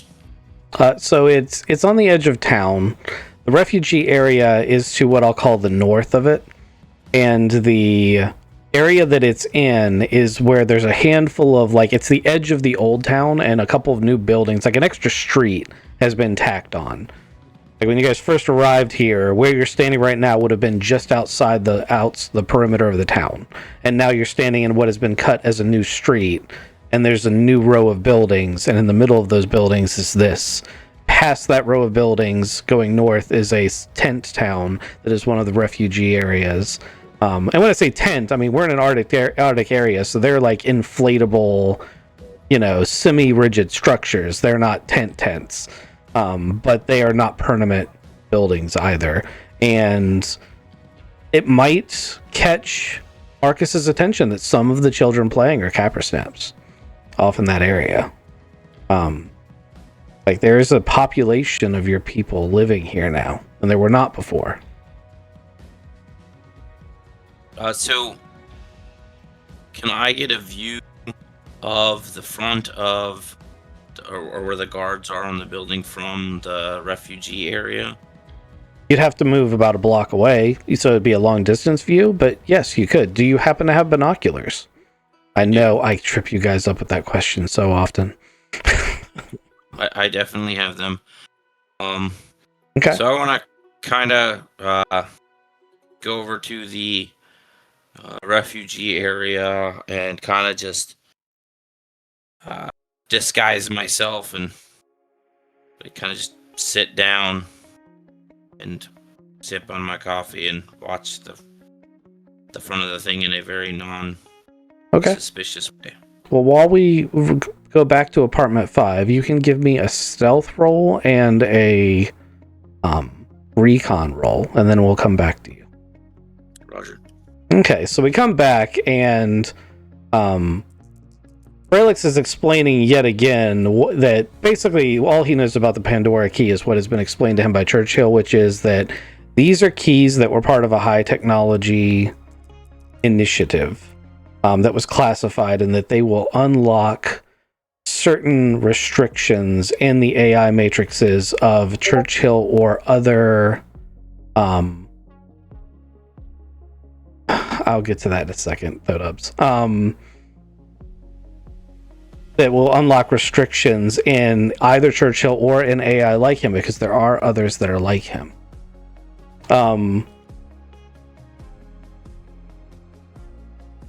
Thodubs, there is no Tubbs old gear. It's been flattened. This is not apartment 5. This is just a replica. So there's no Tubbs gear to be had. Gotcha. It's just a tribute. Yeah.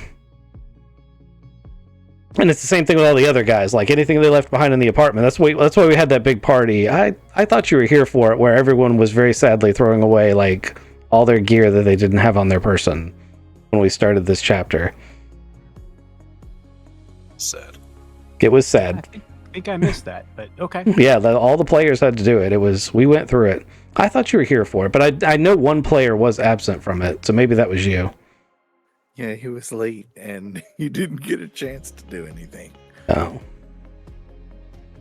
Mm. Okay. Alex, Anyway. trust you, so, and I trust Churchill. Ultimately, you're gonna make the right decision. Yeah, 100%. And do you want to go meet Snowcat somewhere? See if she's still here, because she might have heard about a guy named Nevo. Yeah, that's a good lead.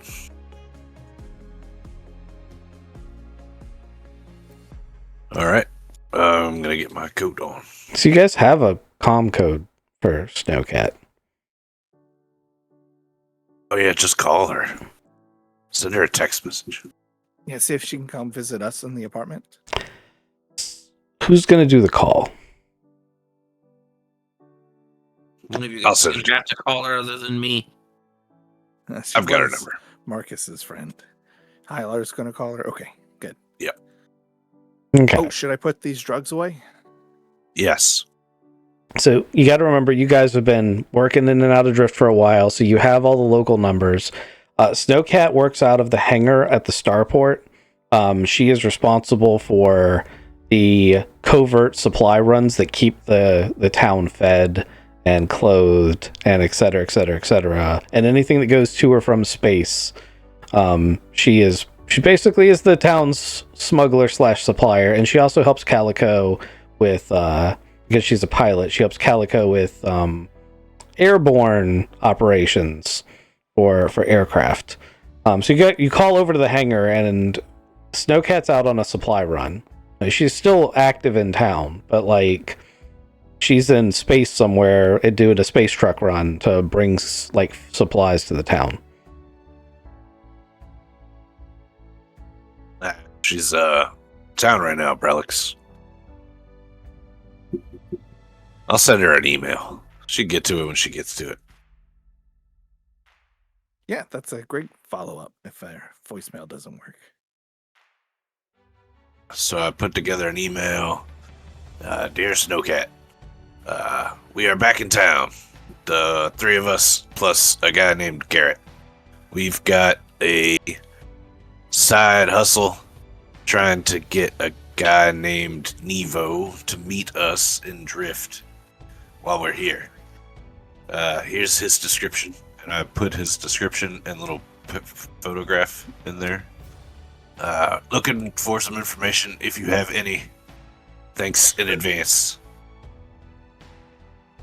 The dude's in apartment 5. The dude's in apartment 5. That should be the name of the show. We are all dudes. Alright, she's probably busy. She'll answer that email when she can. And what else do you want to do? I mean, do you have anything? I can go back to the town board, and they said the gunner had a job. Yeah, that's true. I kind of want to check out that board.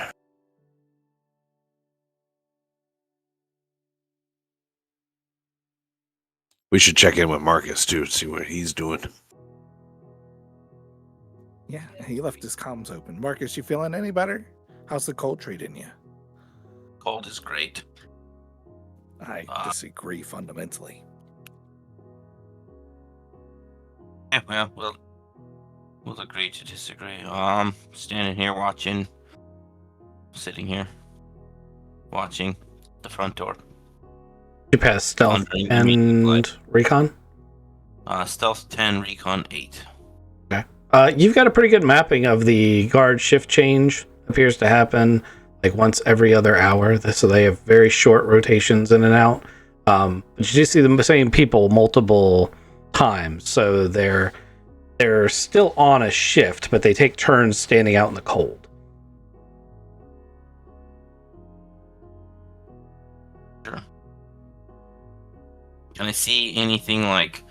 are there any windows? How many full stories is the building? Building appears to be 2, possibly 3 stories. There are at least windows for 2 stories. There's enough room above the second story windows that there could be another story without windows above it. Or there might be a large storage area or maintenance area up on the top floor that's obscured from view.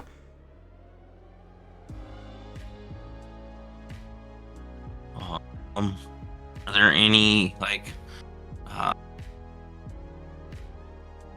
fire escapes or anything's? I assume like the roof is obscured from view. Like I can't see any like air conditioning, heater units, anything like that. That's what I mean by it's obscured from view. It's almost like there's a panel because it's a prefab that sort of goes up there and conceals whatever would be on top. The walls are pretty smooth metal. But there's also, because it's a prefab, there's like bolt holes. What's your climbing skill like? Are you the climbing Cappersnap? Are you the Alpine? Or are you the Boar? I am the Boar. The Boar would not be as comfortable, but there are tiny little bolt holes that someone who has like cat-like reflexes might be able to just skedaddle up the side of the building using the bolts as handholds. I'm not horrible at climbing, but I am by no means a kitty cat. Good thing we have one of those. Okay, does the building show any signs of being a reinforced building? Like, are there bars on the windows? Do the doors look like just like normal front doors? Yeah, I mean they're made out of metal, but beyond that, they don't look like they're reinforced or anything. It's an office building. It's an office building being guarded, but it's an office building. Sweet. Alrighty. I'm going to get up and start moving my way around the building without moving into like an open area, like just like a big giant open area behind it. I'm not going to go into it, seeing if I can just look around the building and pick out anything else. Okay, give me stealth and recon rolls. Also, you spot a flyer for a Cappersnap facility known as the Arena. Sweet. I'm totally gonna get like Free flying is like on the side of a building or It's anything. Or... it's as you leave the refugee area. It's just been plastered to the side of one of the buildings. Gonna grab it and shove it in my pocket. Okay. Sorry, I meant to make an actual poster of that for you to have, but I just didn't get around to it. No worries. Okay, so the rest of the party, are you guys trying to go to where Marcus is and like meet up with him first, or are you trying to go out to the job board without him? I think we were on our way to the job board. He said he was good. Okay. I concur. Okay, I'm gonna move you guys off this map. I'm gonna pack this map. I need to remember to do updates to this map.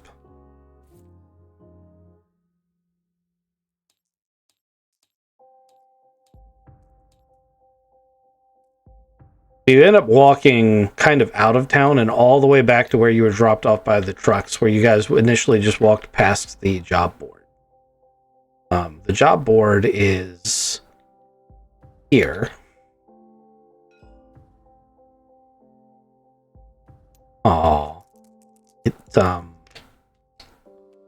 did not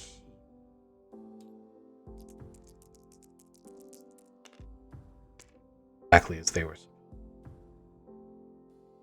kind of it.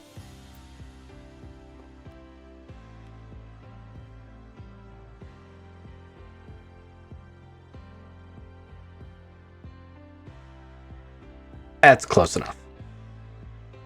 I took the effort of actually putting the jobs on things that are on the job board, but it inverted some of them, and it didn't keep their thicknesses correctly. Oh, wow. Yeah, I made actual the actual pieces of paper on the job board. Some of them are like, so there used to be these phone book style technical manuals for the starships and mining equipment that were being maintained here, and someone has basically bleached that paper clean again, as clean as they could get it, and then reused it as paper. This is recycled paper that way.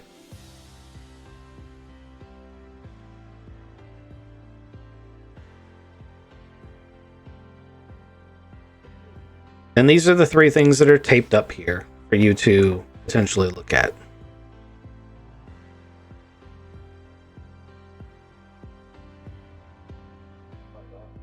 I mean, you guys see anything you want to take? Oh, hold on. There's something missing from that note. Don't move it.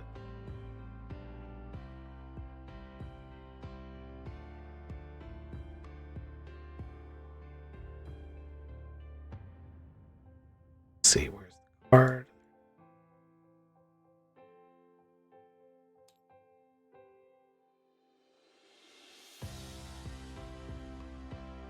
There we go. You are missing a client for the top one. I've edited it. I see. Let's see. Heavy lifting. I can pick stuff up and put stuff down. Yeah, that's Greta's boy Gunner. She said he was trying to fix something. Oh, right. Lifting is not fixing something, nor is something I would do. Do you think that was humor? She said I should go help him. Oh, no, hold on. Heavy lifting sometimes does mean fixing it, especially in the maintenance tunnels. I bet you there's some big-ass machinery that needs to be plugged in. I mean, if it's got a computer, I can help with the computer. I don't know how to wrench things back together. I think you'd be better at it than you think. You want to check in with that and do that? I mean, are we each going to take one of these, or are we going to try to pick one as a team? I think we all work better as a team, which, speaking of, we should probably go help Marcus as well. I'll take the little flyer for heavy lift for Gunnar. They have the satchel is just full of basically real note cards that have been made out of these manual pages that have all the listings on them, as well as like contact information for them. So you can just take this card. As a matter of fact, I'll make one for each of you if you want. Yep. Hylar takes the card and Relix takes a picture of it with his phone. I have their contact information. You can put that one back in. Okay, I'll take a picture of it too. That's pretty smart. As a player, you might want that. Just as a reference. You do it however you want. Oh no, I 100% want a card, please. You can take the one that's there. I've made 2 copies and people have grabbed them, so we should be good. Yeah, I'm definitely supportive of the idea of going to, connect with Marcus, see what his status is, and do the work together. I think that gives us an opportunity to work together as a team.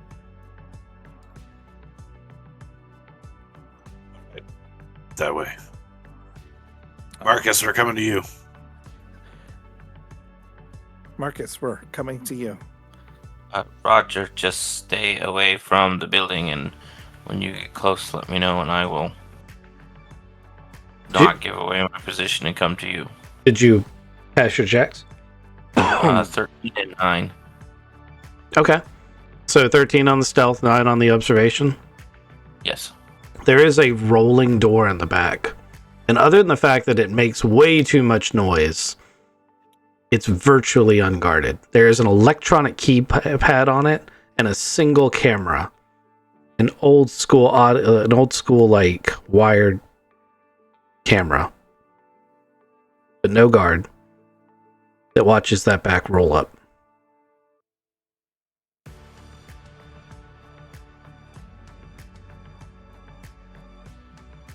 Sorry, writing down things.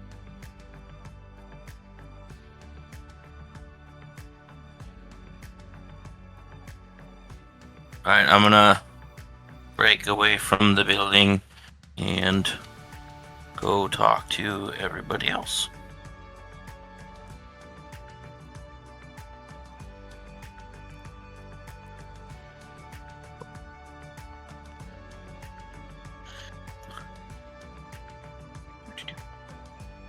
Alright guys, I'm coming back to you. And I will let you know when we get face to face everything that we've found. Yeah, I know you said you needed time, but they wanted to join back up so that we're all together. And let us know if you need more time because we want you to be happy. No worries. I think I found something that will help me with that.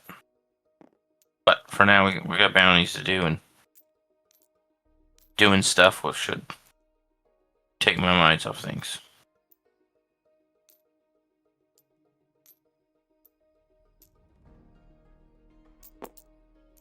You guys okay there? Standing on each other's heads, like.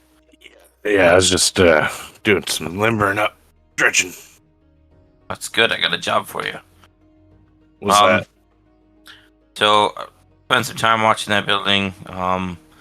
Looks like the front entrance has 2 guards and some polycarbonate armor. So I don't know that that's a great way to go in. They shift around to stay out of the cold, like an hour or 2. Nothing bad. Windows around it, no obvious fire escapes or entryways, with the exception of the back. There's a roll-up door in the back with a single electronic keypad and camera that's wired together. So no guards back there, so that we could potentially get in that way. No idea what's in the thing. The roll-up door it's a bit noisy, but like I said, it's a possible way in. But other than that, it's an office building. 2 stories. Second story's big enough to be 2 stories by itself. Or potentially there's a 3rd floor in there, storage area. Again, didn't do any close-up recon without everybody. So that's what I've got. Didn't see anything suspicious going in or out. Just some guards on the front.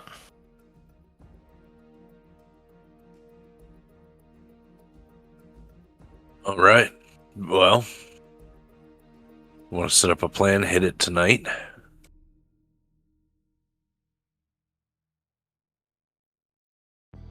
they hiring? Is there a different way to get in? That's using your old lizard noodle. Instead of just, I guess there's not laws to break. So, breaking in is also okay. What are I they? doubt What are they're they? gonna hire us. What are they going to do? Call the police? We are the police. Or we break in so they do call the police. Oh wait, no, they wouldn't do. Because the police would then have access to their building, which is what got us here in the first place. Is they don't want that to happen. So What buildings are next door? Maybe we get into there, go down to the basement, tunnel across. I don't know that we have the equipment to tunnel in 3 weeks. Yeah, speaking of equipment, what kind of gear do we have with us? Did we bring anything? Well, I got my travel gear. No, I don't have anything.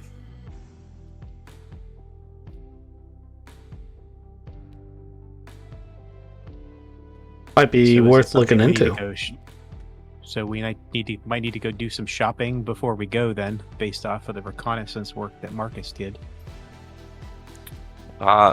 Meta question. When we emptied out our lockers on the ship, our 45 kg, is that what we put in our bags that we took to our rooms, or is that still on the ship? Yeah, you can have taken your Footlocker contents with you if it's your personal stuff. So, basically, you don't have your power armor, you don't have your standard issue rifle, but you would still have like your emergency. Each of you would have been issued that survival kit that I handed out earlier. Each of you probably has a personal sidearm or something else. It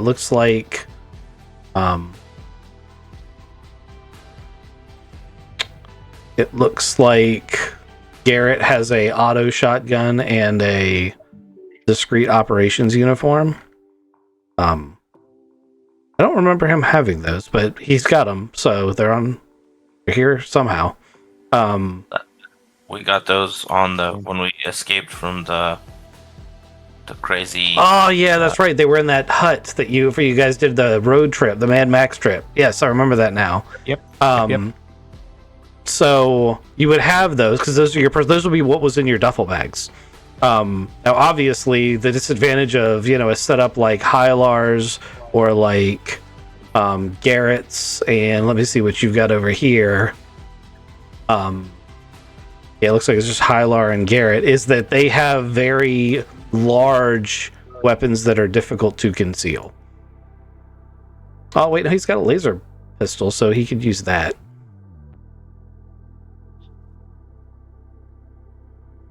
But the sword will stand out.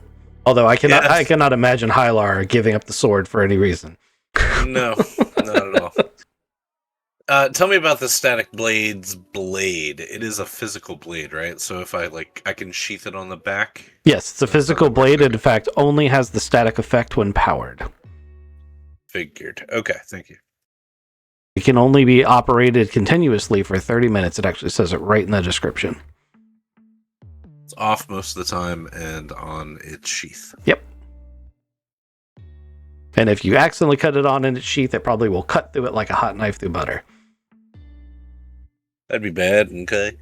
Okay. So yeah, I mean, you guys have some equipment, but you might want to do some shopping. You don't have to. As a matter of fact, I will go as far as to say that, from the outside, Marcus, with his I am the Knight skills, feels relatively confident in his ability to get into and probably even out of the building without being seen. It's the rest of you chuckleheads he's worried about. Act. I'm okay at stealth. But yeah, I agree. I'm not. Well, do you have any of your drones? No. Maybe we should go put some of those together.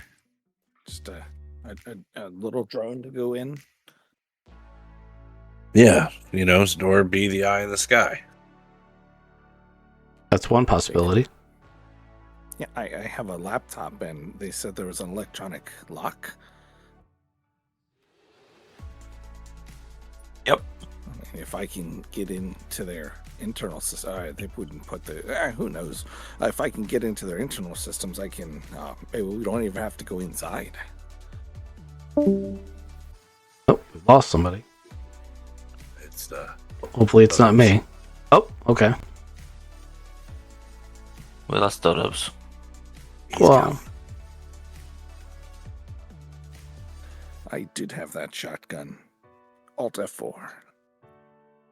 he did.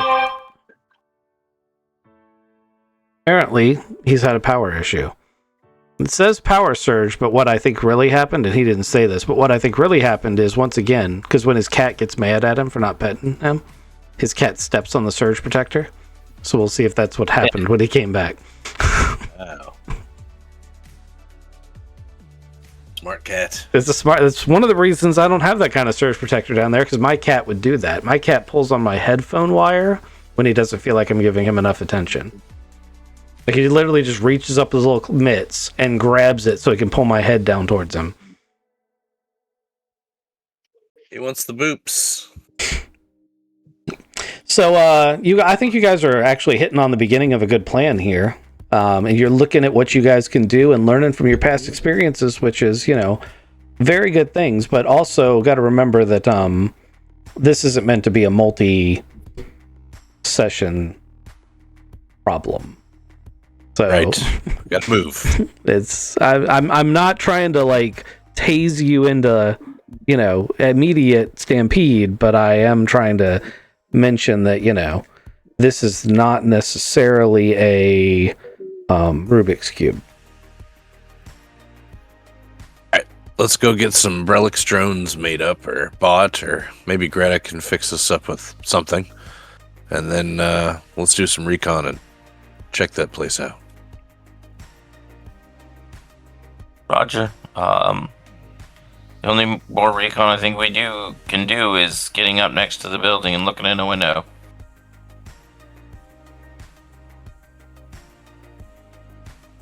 We still want Brelix to have a drone, though, right? Yeah. Let's sit in the park. I'll fly my drone. Relay some comms back to you guys. Yeah. I'm gonna go back to the room and get some toys. All right, let's go talk to Greta Brelix. Or the general store? No, Greta. Do you guys have any money? You guys have whatever physical cash you had. You also would have been paid. I didn't do the math for your salary. We're gonna call it 1,000 credits each. I reserve the right to add, but I promise not to take any away. And I go back and do the math properly.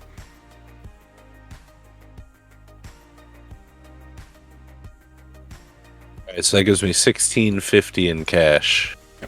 And almost all currency is being done either by cash or through the general store's exchange. So cash is how most everyone prefers to barter right now. That or precious minerals or metals or gems right now, because, there isn't a centralized banking system. So that's making everyone pretty weary.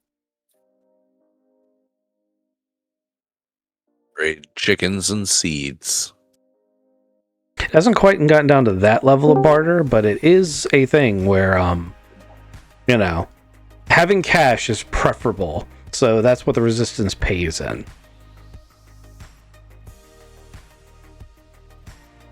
You want us to track that with money notes, or You can just on our little you can cards? just use your little cards, just put in parentheses that it's in cash. That's just the easiest way to do it. I can provide you with, actually, if you want chips, I can provide you with chips for them, because I did make those. But breaking down change and stuff might be problematic. No worries. I was just wondering because I had some cash monies in my stock, and I wanted to know how to track the new stuff, and I'm gonna put it on my card. Okay. Does anyone want cash? I have 4 coins worth of the monies here. Take one if you want to keep yours as a coin. Think I'm back, guys. Welcome back. I'm just going to hand Thodubs one, because he missed that whole conversation, and I'm just going to say right there, Thodubs, was your salary from being a resistance fighter. It's in cash. Oh, cool. It's in cash. Ghost, what are you doing? Card or cash? I've already got a card. I'm good. Okay, good to go. All right. So, are you guys going shopping? Yeah, I'd like to buy a drone to the general store. Oh, you want? I thought you were going to talk to No, Greta. to Greta. Sorry. Okay. I can flip you back to the other map if you guys want. I'm still having issues getting back into tabletop, but just to let you know, I'm still here. So Okay, dokie. I just put you on a box. Don't read too much into that. Okay. Let me see. I can hit this button. And I can hit this button.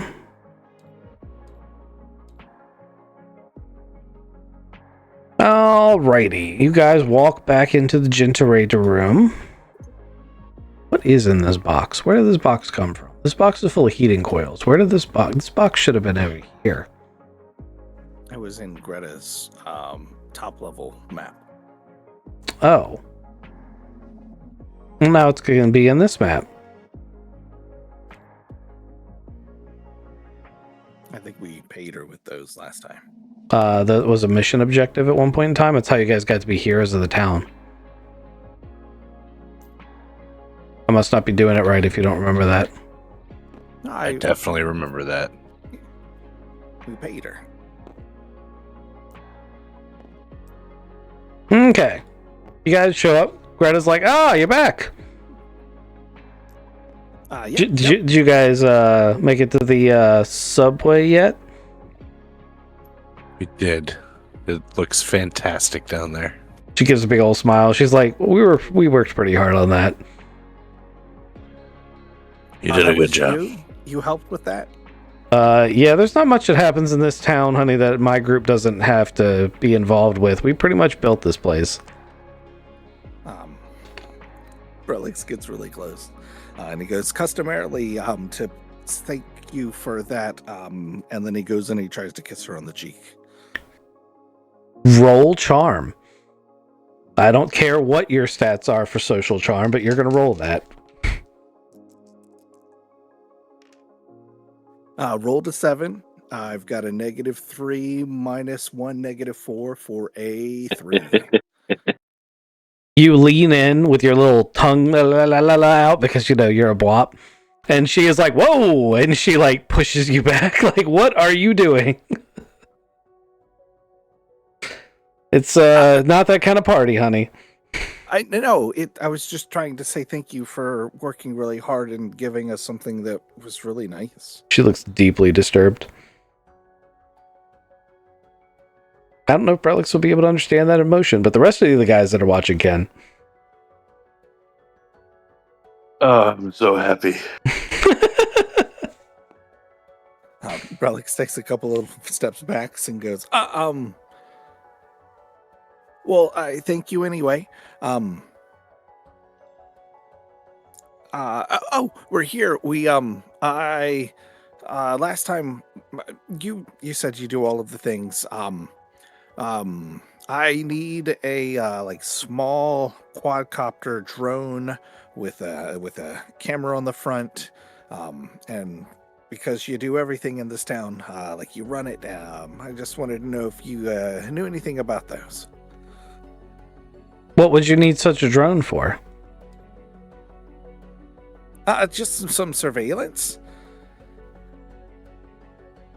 Okay.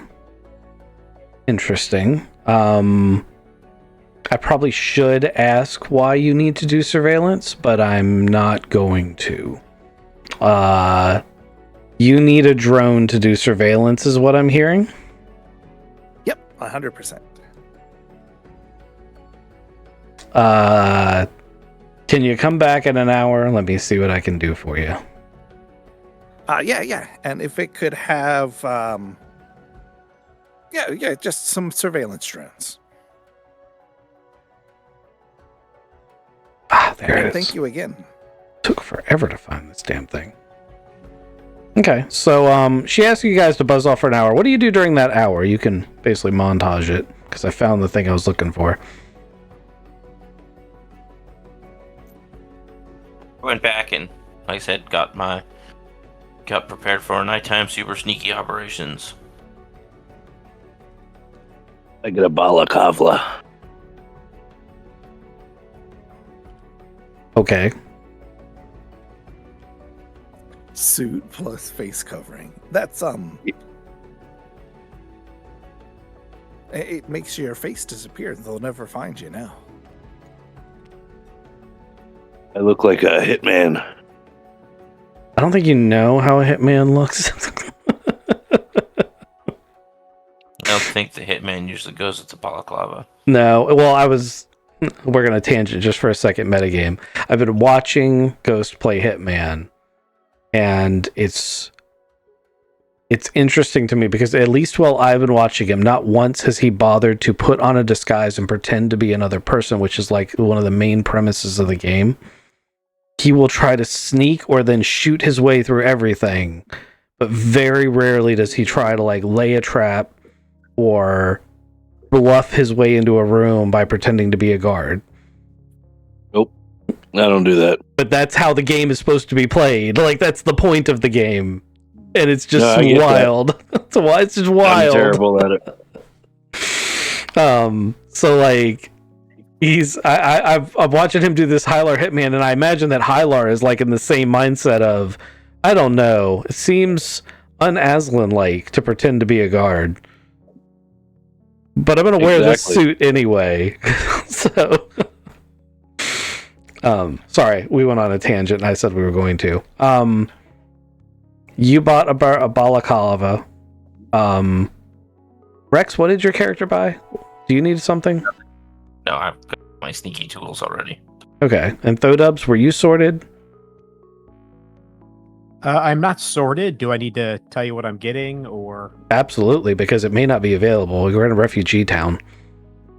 Gotcha. Well, I'm looking for a tech level 8 stunner. Nope. No? Okay. I am looking for a garrote. You can make one. Excellent. Stealth dagger. Nope. Dagger of any kind. Yep. I will take one of those. Okay. So you get yourself a dagger, and you can make yourself a garrote by simply finding some cable and 2 like pieces of metal pipe. Because a garrote's one of those simple weapons. Actually, a dagger is also a simple weapon. Because the garrote is a makeshift weapon, it is going to be like not dangerous, but it's not well made. So on a critical failure, it's going to break. But it also doesn't cost you any credits because you can literally make it out of things that you just pick up off the ground. You know? Gotcha. Okay, so we got a dagger, no stunner.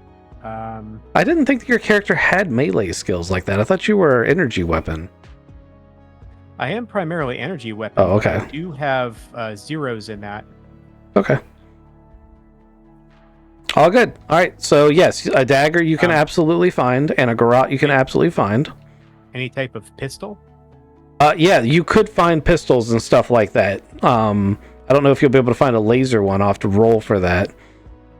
That's why I kind of wanted to know. But you guys would have to go shopping, and are we going to go all the way to the trade rat and do a quick shopping thing while the drone situation is being taken care of? And is there anything else that Braylix wants while we're in here?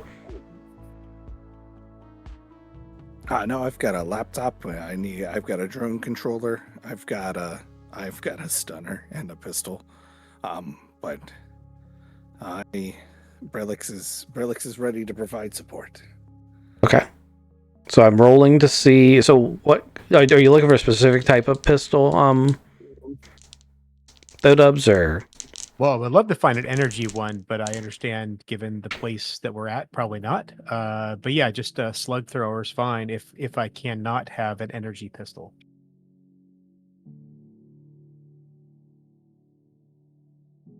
Okay.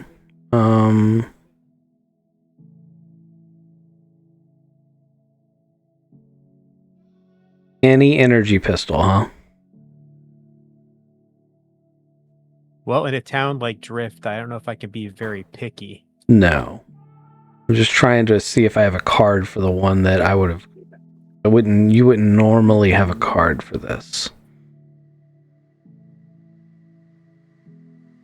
So there is a single shot Derringer style energy pistol that is in the Bounty Hunter book that I sent you guys a while ago.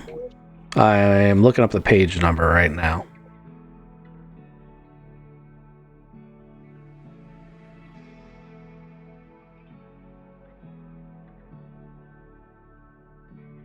So it is on page 88, and it's called Single Shot Pistol. It is an energy pistol. It does 2d damage and has a range of 2 meters, and it basically melts in your hand after a single shot. That's the best you're going to be able to do for a laser pistol right this second. Now, intermittently, there will be lower tech stunners available, and there will probably be laser weapons available in town eventually. I can also go ahead and tell you that not this session, but next session when you guys get your modules, you're going to end up with a laser weapon on your power armor. Like the Resistance has them, but you're not going to be buying them from the store. If you want to use the energy weapon skill on the cheap, so you may have noticed, actually, Thodos doesn't play in any games where I'm not the GM, so he might not notice. As a player, I always like to improvise as many of my weapons as possible. And in Traveler, the flamethrower of any variety is a energy weapon skill. So you could improvise a flame weapon by buying the right parts and putting it together. That would require the mechanic skill, or you'd have to commission someone to build it for you. But a flame pistol or rifle or heavier weapon is something that you would be able to find that uses the energy weapon skill. You would be able to find that. Beyond that, you're going to be able to find any type of basic slug thrower pistol pretty easily. Well, let's go for some slug throwers then. That's good. Let's just go ahead and do that. Okay. Do you prefer semi-automatic or revolver? We'll do semi. Okay.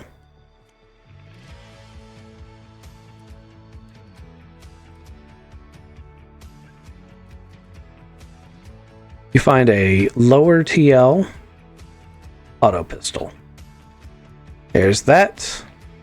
Nobody else had any special requests? Make sure you deduct that money for your, you're gonna have to I'll have to make you change because you don't have a bunch of stuff. I'll try to give you a better stack of miscellaneous denominations. Yeah, take out the magazines too. Okay, how many magazines do you want?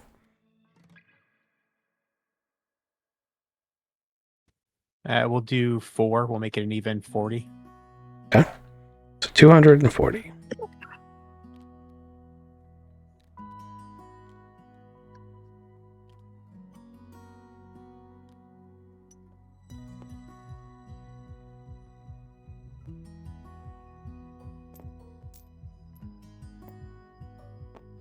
And you said the knife was 2d damage. Is that what you were saying, or was there something specific for the just the makeshift knife that I'm doing? I forgot about the. You could buy the knife. Do you want to make one? Oh no! If I could buy one, we're just going to buy one. Yeah, you can buy the knife. You could also make one if you wanted, but anything that you make is going to come with the improvised trait. Yeah, I don't trust myself to make a knife, so. Okay. I mean, it's just a shiv, really. At that point, it's a sharpened piece of metal. Okay, so this thing, it's an extra 10 credits. Ooh, that does make it even 50, so that's good. 2, 4, 5. Where's the 50s? Okay, I think I did all that math right. Here's your change. You now have a pocket full of coins that mean something. Yay! And oh, here's your Kniffy. And I have a Garrot card here somewhere too. I have a Garrot Garrot was copy. like- You just want to copy it. I do. That's much more convenient. Where is Yeah, it that's at? like what, 10 credits or something. There you go. You're all sorted. Yay. Let's just remember that this is I'll write on here, improvised. I'm sure I spelled that correctly. I'm famous for being able to spell things. Oh, hey, that's just beautiful.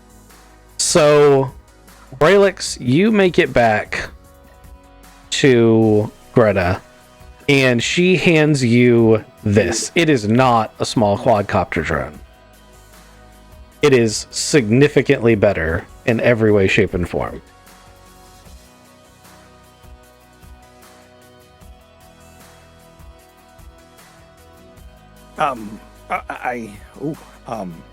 I'd like to show you my gratitude again, but this time I will refrain from giving you a kiss. That was not the right thing. And then I pat my pockets and I hold up the shot glass or the flask that she gave me, and I give her a little cheersies. Okay. She appreciates it. She does not directly ask for payment, but it would be traditional for you to pay something for it. You're probably not going to be able to afford the full amount for this. But that's up to you on how you want to proceed with this. Also, you have the robot book. This thing is a size 1, which is a small -4 stature, meaning it is the size of a rat. So this thing fits in your hand. It might not fit in Braylix's hand. This thing fits in Hylar's hand. Yeah, holding it like a football for me. I then go, how much? I have 1,000 credits. And then I put the 1,000 credits chit right on her desk. Is that all you have, honey? I can get you more. No, it's okay. Here, you know what? I'll take half this. You need some pocket money running around town, or you'll starve. And she hands you one of these back. You can pay me back when you have time. When you have the money, you pay me back. Yeah, of course.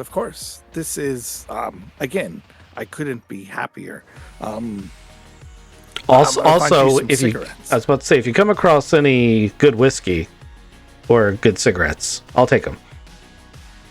Because the plants that make those, the distilleries, they're not like they're running right now. Yeah, the research says that's now aging somewhere, and it's going to get better. Maybe.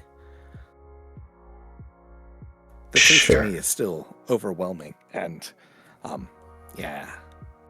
But you like it, and I will work really hard to find you something cool. Thank you again. You're welcome.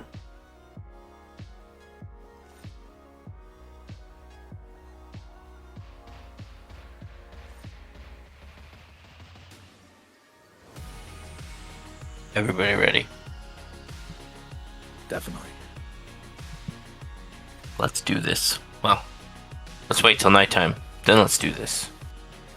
Yes. Under the cover of us. And darkness. And Yes. of note, we should probably not try to kill anybody. Like, probably bad plan. Like, we're trying to be sneaky. Like, Yes, yeah. Even though there aren't laws against it right now saying that we shouldn't do it, it's still bad to kill people.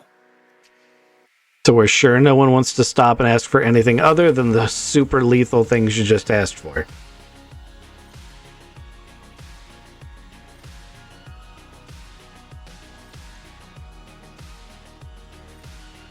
Well, I Sodos think- couldn't find the stunners, so. Yeah, think but we can get anything. he didn't ask about stun sticks or saps or any of the other dozen non-lethal options that are in the book. Well, they got Like stun shotguns. fists and the stun fist. I'd love to get a hold of. There's- I kind of assumed. There's dozens of options that are super low tech, and then there's some that are a little bit higher tech.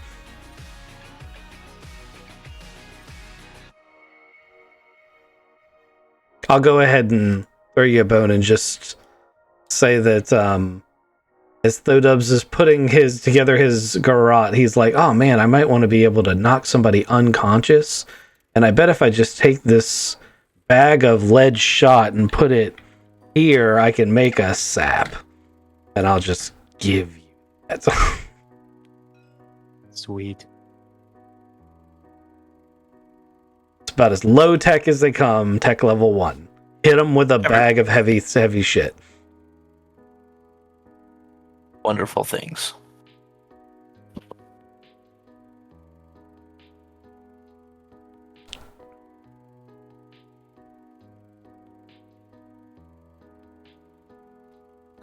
Hylar, do you want this stunner? Oh yeah, yes, please. I mean, I'd like it back, but I think you'll Give it back. Yeah, of course. Oh no, you lost that one. Didn't you used to have a sword with a stunner in the hilt? Yes, I did. But yeah, rub that salt in the wound, why don't you? Yeah, I know, right? Yeah, bring that up. He practically cried. But now you've got one that slices through metal really well. That's true. It's one of the good qualities. And we took it off that big scary robot that, oh yeah.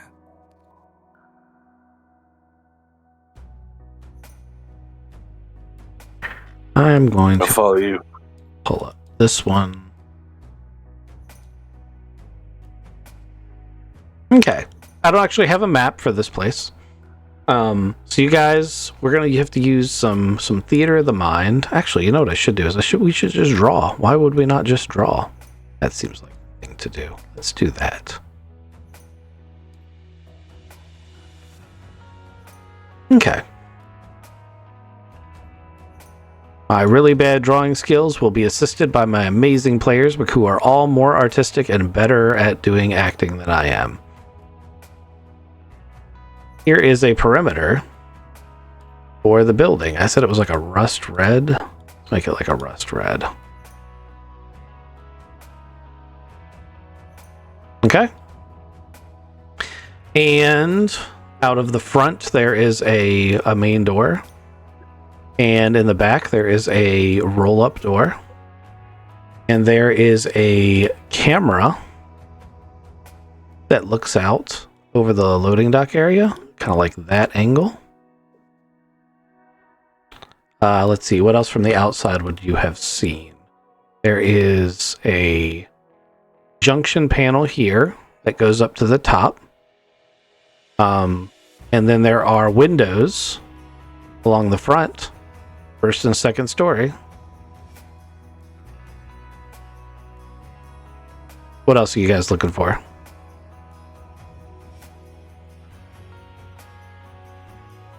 I think that's all that you gave. The guards, I assume, are right next to the front door. Yeah, let me get some things for the guards. I can just put pawns out for them. I got little red ones right here if you want to grab them. Perfect. They are. That's exactly what those are for. I don't think there's this many guards. So you know there's at least one on the inside, and there's one on the outside. And we'll hang on to the rest of these for later. Because these are the guys that swap in and out of standing in the cold at the door. There you go.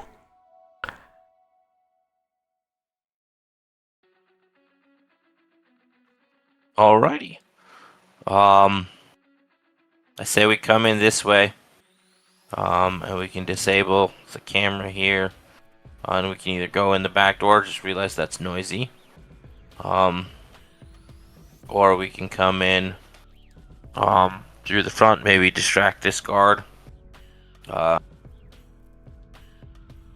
go through the windows. I got a little laser torch cutter tool thing that I could verify that the window's not alarmed, and then cut through and go through the window. Or we can just kill power to the building. Like, roll up the door, kill up power to the building. Anybody got any thoughts? I mean, do you want me to open that door that's really loud? Or do you want me to observe with a drone from above? We can get to the roof too. Cut in for the roof. We can use the drone and see what's on the roof to see if there's an access point from the roof. Oh yeah, just a second. And I, two hands, throw the drone in the air, flip down my gear, and take her for a spin. Give me a remote control check, please. Remote ops. That's a 3 + 3 for a 6. Give me a luck roll. That's an 8 + 1 for a 9. You do not wreck. However, first time flying the drone around, you are not in a good enough handle of it, and underneath the EM umbrella actually makes things really disorienting because you can't just like look up at the sky to orient yourself. So you're gonna have to bring the drone back, and it sort of catches the attention of the front guard. Not enough that he like comes after you, but enough that he sees that flying around, and if you fly it back in, it's gonna be suspicious.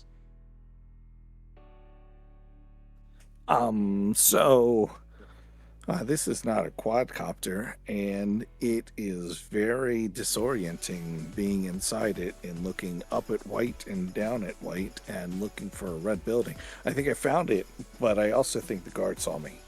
You want me to do it again? No. Yeah, just chill.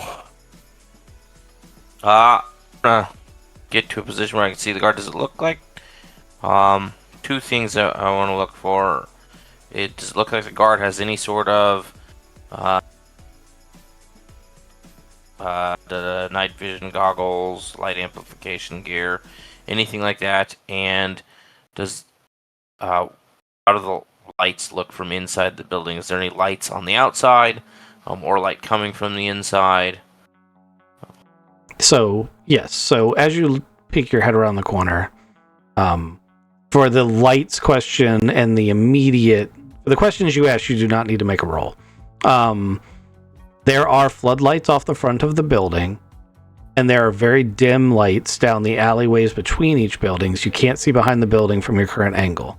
The guy does not appear to have any sort of light amplification at all. He's wearing polycarbonate with a clear plastic face shield. It's not even a full helmet. It's like one of those riot caps the police wear. And he's still looking in the direction the drone went to, but it's more out of morbid, boring. He's bored, and that was a curiosity, than it is actual hardcore suspicion. And he's just sort of standing there smoking a cigarette, guarding the door. The lights from the inside of the building, there are lights on and there are lights that are off. It depends on which room you're looking at.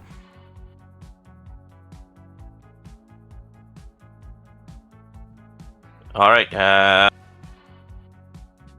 We can go take a look at the back. We can approach from this side here, away from. Does the camera rotate, or is it stationary? It's stationary, and it's like on a little post, and it's got a little wire that runs in towards the building. It is very low tech for the setting. Is that something you could jumper into, Relix, and like copy the video feed and keep the video feed playing? How high up is that stick? High enough that you would need a boost. Do you have an electronics toolkit? I don't have a card for it, but I spent luck before the world ended to have it on my persons. Okay. Then you do have it, and I have a card I can give you for it.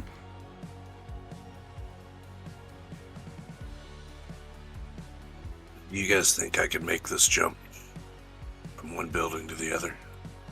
I feel like you don't need to jump from the building. Like I feel like you probably just climb up the side of the building. There's That's some. way less cool, but you're right. I feel like you've got magic kitty skills. I just had flashbacks of Zigzag jumping off the building. I know. I was gonna try again. In fact, these two buildings look way closer than those ones, though. That's true too. It's Maybe just maybe about the GM jumping. is just a bad artist. Oh, so they're further apart than they look. They are the same distance apart on each side. Split the difference. It's Okay. it's an alleyway and it's a normal size alleyway. You would need to be able to pull a truck in and out because that is a loading dock behind it. So I can just climb the building though. Marcus's original idea. Yeah, and I can loop that feed if somebody gives me a boost. That's really high up there. I'll help you give you a boost or something. We'll get you up there. I'll stay on this side and watch the guards make sure they're reacting or not. okay, so let's put ourselves on the board, at least notionally, what we're talking about.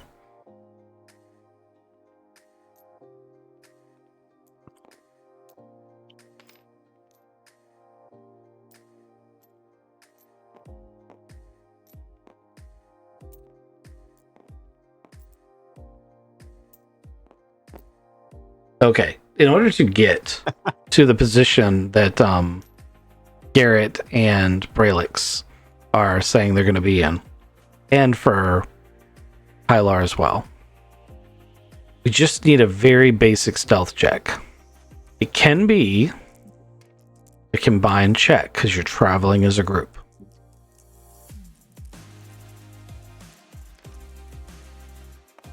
And when I say basic, you need a 6 to pass. Got it. Yeah, tell me when to move, guys. I'm gonna need as much health as I can.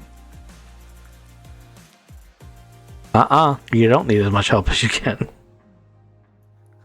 9 minus 3 is a 6. You passed all on your own. All right. As you guys are... So give me a recon check. Everybody who walked past this point.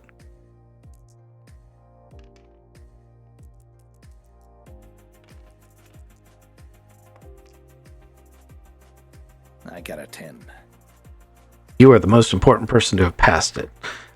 This junction box Hylar's standing right next to on the side is a coaxial patch panel for a really old video camera system. It is probably the junction box for the camera you're about to go try to splice into. Oh man. Brelix is like really excited about sitting on top of Garrett's shoulders. But as he like does that double and then triple check and then goes, wait, that's I think the junction box is the right way to go. We don't need to splice open a cord and then run that in and out through my computer. This is the right place here. Is there a screw on this side? And I think I got it here, Garrett. Thanks for the boost, though.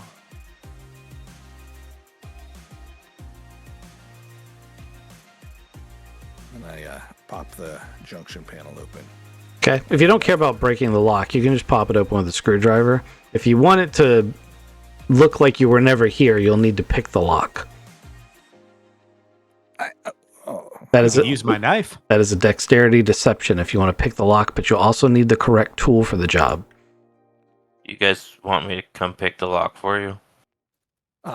Yeah, we want to not be the ones who are here doing that. Make sure somebody still watches out front, please. Okay. Deception dexterity, please.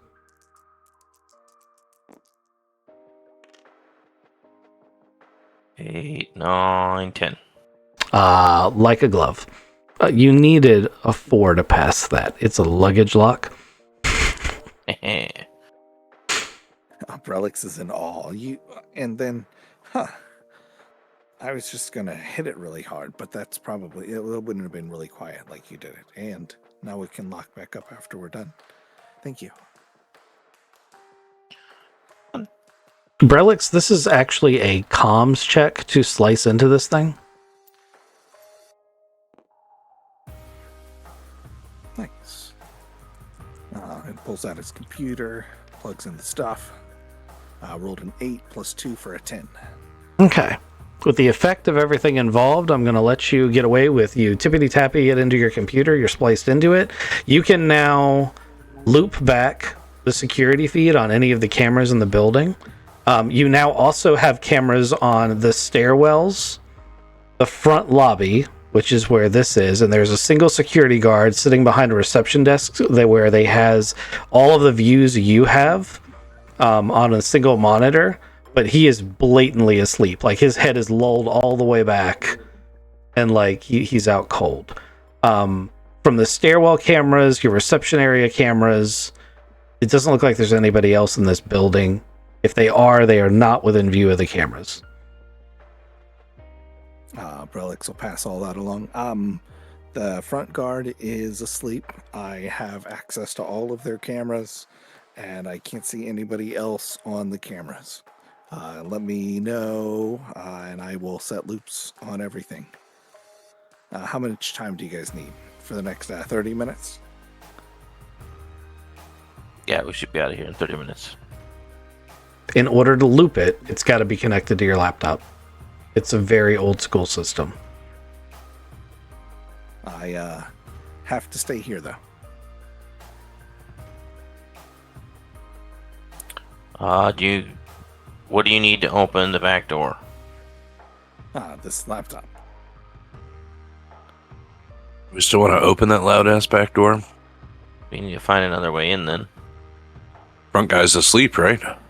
The guy watching the cameras is asleep. The front guy's awake. He's bored off his butt, but he's awake. Oh. We can also go up on the roof. Yep, I'm gonna go ahead up there.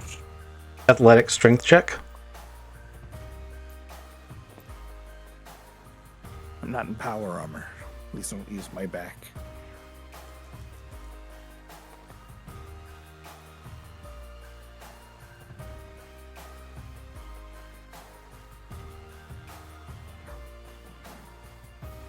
I only got a 6. Okay. A 6 is not a terrible fail. A 6 is you can make it most of the way up to the top, but you've got to stop at the second floor. You can't make it all the way to the roof. You just don't have the strength to pull yourself all the way up to the roof. So your options are to try to come in through a window on the second floor or go back down. Or push the roll. Obvious. Yeah, I'll check some windows out. Okay. Give me a luck roll.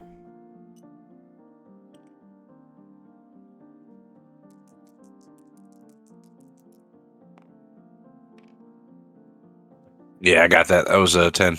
Not only is the window there convenient to the handhold you're on, but it slides open. It's not locked.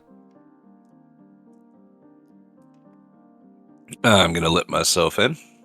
You find yourself in is this you? Nope, that's the goat guy. This is you.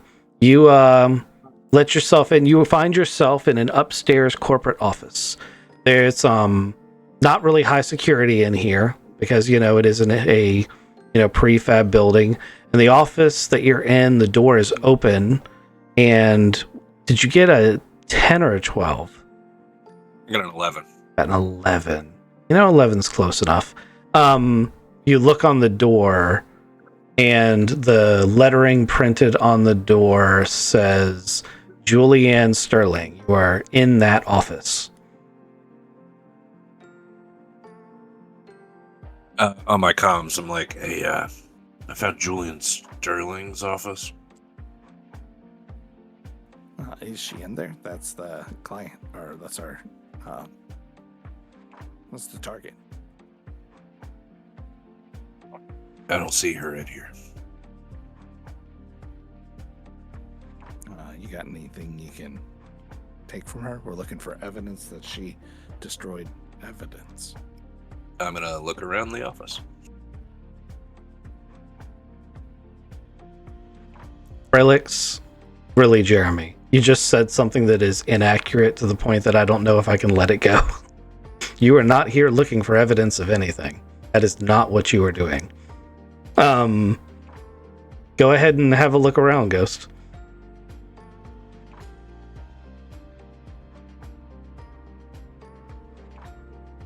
Nine. Okay. So, can you answer me the question of what are you looking for?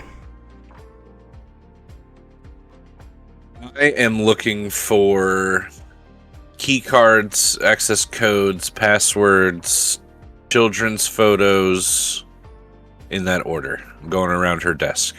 Okay. And you rolled a 9. Yes. I forget to look for like schedules, and like where she'll be.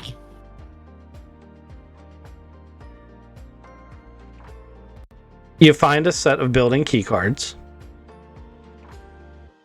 You find no pictures of children, as she does not have any, nor is she married.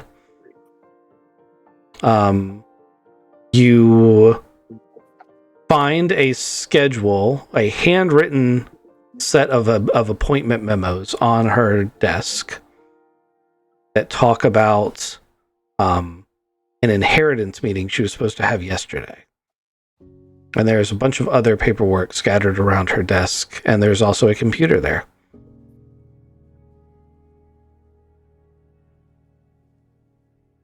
Inheritance meeting. Wonder what that's about.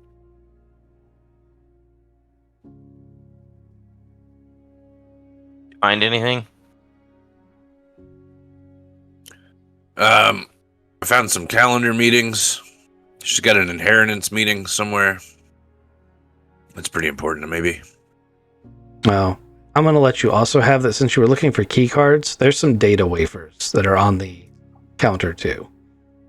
That's close enough to a key card.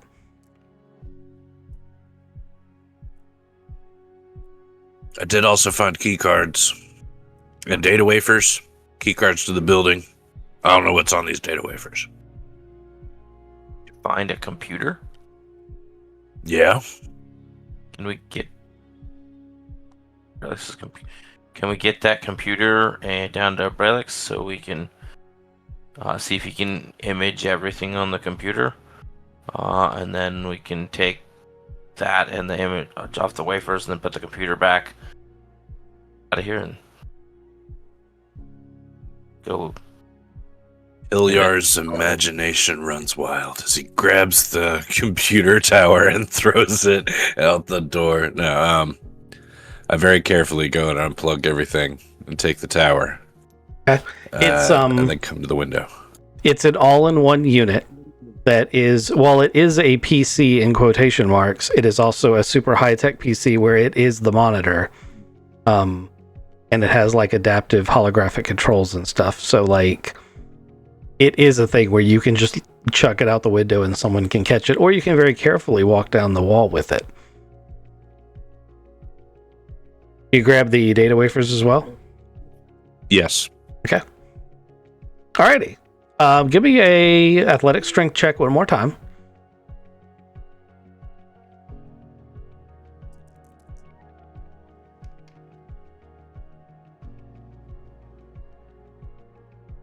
Eight. You make it down there safely with your loot, the computer and the data wafers. Nothing is damaged.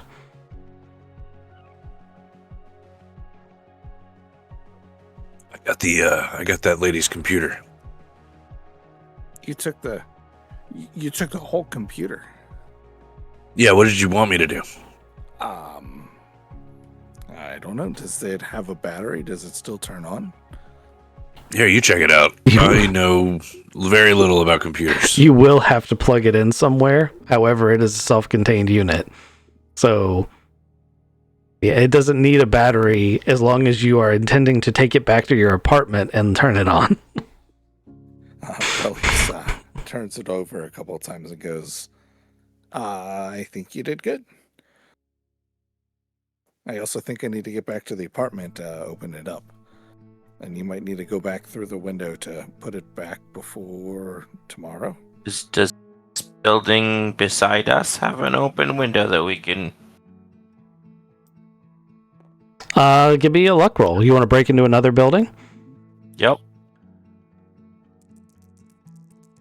I need to make a lot of rolls. Tell me what your check is. 7 on my luck. Okay. The windows on that one are all locked, and I'm going to give you a freebie on this one. That building is definitely currently occupied. Like, you will absolutely be seen if you go into that building. It's kind of surprising they haven't looked out a window and seen what you guys are doing at this point, and you just now kind of realize that.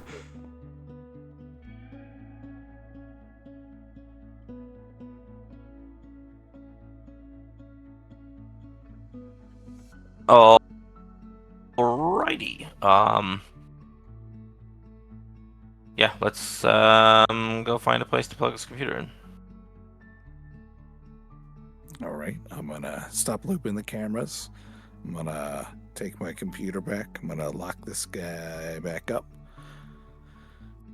Should we lock him up? Or are we coming back? It's an easy lockpick. Let's lock it back up. Lock it up. Okay, click her back in. You lock everything back in. You guys stroll down the street like you own the place with your computer that's totally yours and nobody should ask any fucking questions. Mind your own business. Mind your own business. It's nothing to see here. Anything's a portable computer if you're strong enough. Guys, can I have some help? This is really heavy. On that note. All right. Yeah, Brelix, I'll carry it for you. Okay. So let me hit some buttons over here.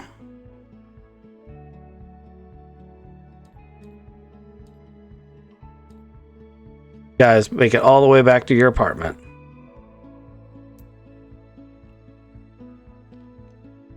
Computer in tow. Put the computer on the spool table, and I step back. Hold on. Yeah, I'm just gonna go sit down. Tell me when you need help. Yep. I find an extra power cable. I plug in the computer. You had data wafers too. I put those on the table. I get out my computer, and I turn her. See what kind of what am I looking at when her computer opens up? It's actually pretty basic. You are going to need to give me a computer's electronics check to brute force your way into it, but it's nothing special. 6 plus 2 plus 1 for a 9. You're able to get your way through the debug menu, and before you know it, you are administrator on the machine. Very quickly, you pull up all of her files. You the 2 data wafers, you slip through it, and you find out that she's absolutely been involved with some of the chemical disposal that happened in the area. And there's several references to her being involved with potentially dumping the or getting rid of the data. However, like I said earlier, that's not actually what your bounty card says. Gathering evidence isn't really what you're here to do, but what you really need is implied on part of this, in that inheritance is she inherited a small algae farm on the edge of Drift, a piece of property. She isn't where she is supposedly living, and she isn't at the office, and she now owns this piece of property that's on the edge of town.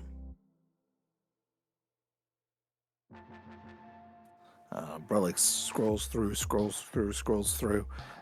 says, oh, the inheritance says that she has a algae farm on the edge of Drift. She might be there because she's not at the office, and this is a new place she now owns. Good find. Yeah, that's probably where she's at. Let's go check it out. Well, it's still nighttime. Yep. All right. Actually, I was going to say let's do this Theater of the Mind, and we might still for most of it, but I am also going to bring back the grid. That way, if we have to draw something, we can. Okay, so you guys go to the other end of the farm. There is an hideous teal building that is on the edge of town. That is marked the Sterling Algae Farm in hideous, like, pink lettering. Like, basically, the whole building and its signage was painted with whatever paint no one else wanted in that moment. And there's big old barn doors. In the front, it's kind of like a livestock barn that's been converted. And the roof paneling is just algae tanks. What'd you guys like to do? Can I look around for any signs of security? So cameras, guards, anything like that. Sure, give me a stealth check and a recon check.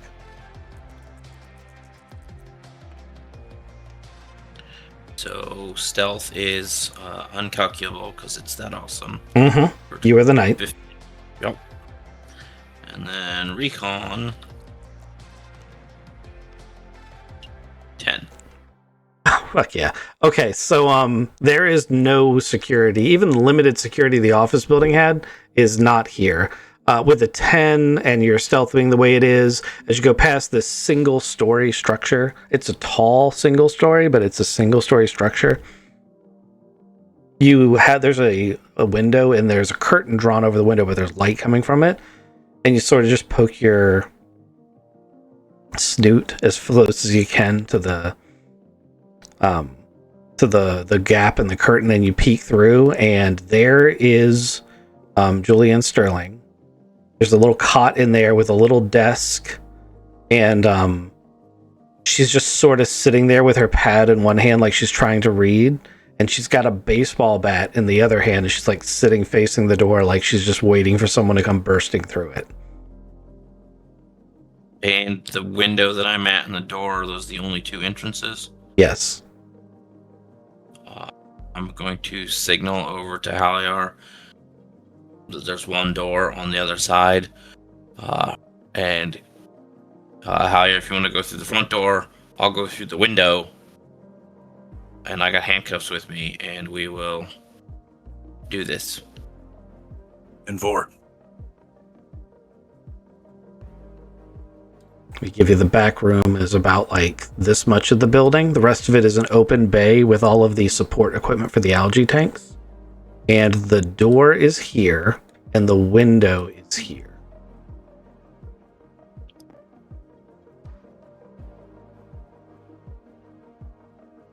Haliar, I'll be watching for your go. If you want to confront her, I'll try to go in all quiet like. So she doesn't know I'm behind her, and I can just grab her and take her while you got her distracted. But if she wants to pick a fight, then I'll smash through the window, and I got a stun stick and handcuffs. All right, I'll go in not sneaky then, just straight towards the front door, trying to be the distraction. Okay. Do you want to sneak through the front door and then I can come through the main doors? No, you guys are doing things. You guys keep watching for the other bad guys. Garrett, if you want to come in and behind, do like presence. So she doesn't think she can just slide by Hylar and get away. So you're saying come inside? Is that what you meant? Yep. Gotcha. She's one lady with a baseball bat. Like, if we can show enough force, she very well may just give up. So I'll cover the other door behind Hylar. Yes. Copy. Brelix will throw his drone in the air and scan the area.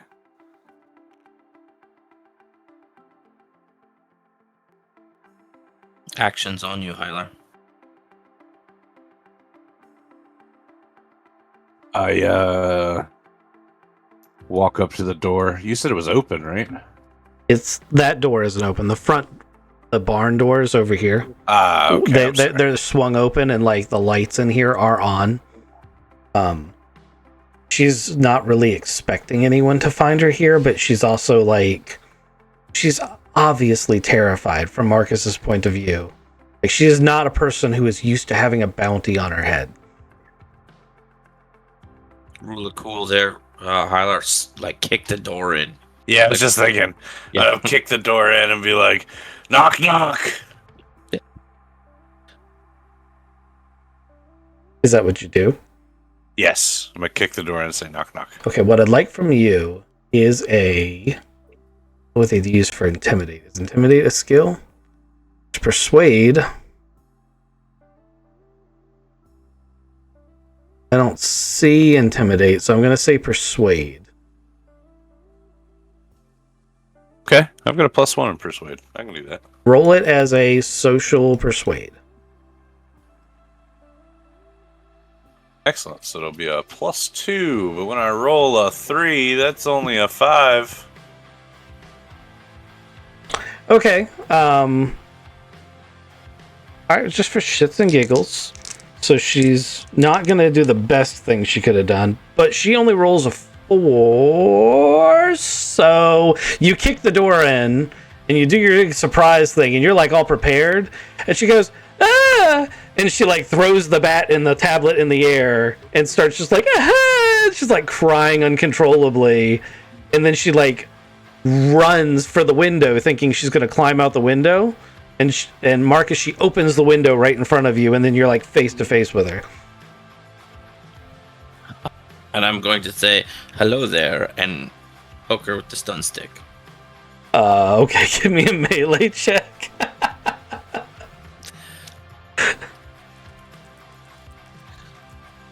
She rolled a fucking 4. I rolled a 11. Okay, do your damage. What does the damage on a stun stick do? Let me give you a spoiler. You need 4 points to knock her unconscious. Well, I got a 4. +1 for... No, yeah, 4. I got a 4. You got For stun weapons, does the strength add to it? Is it a stun stick?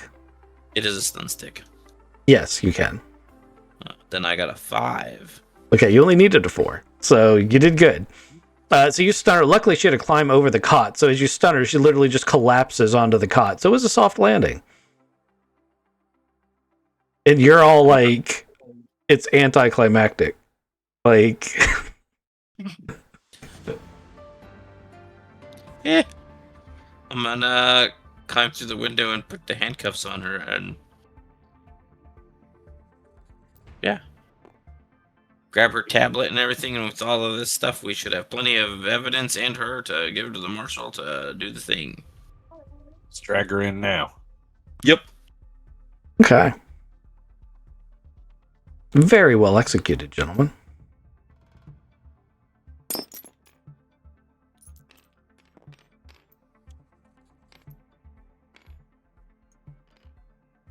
I'm just going to take the easy way out. Okay. And then we're going to go to visit the marshal.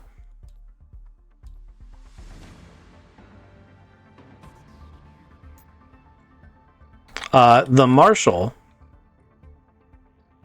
isn't actually going to be there unless you call him in advance. He is a deputy.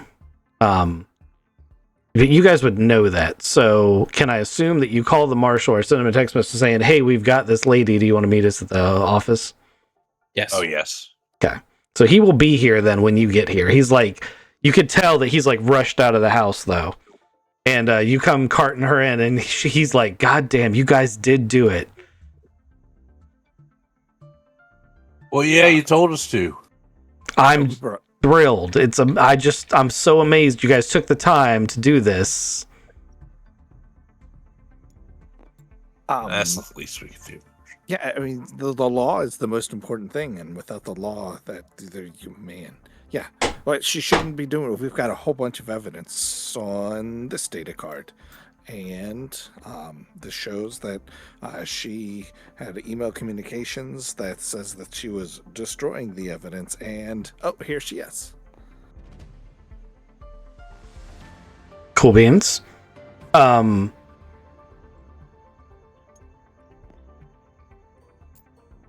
He gets her locked up in a cell.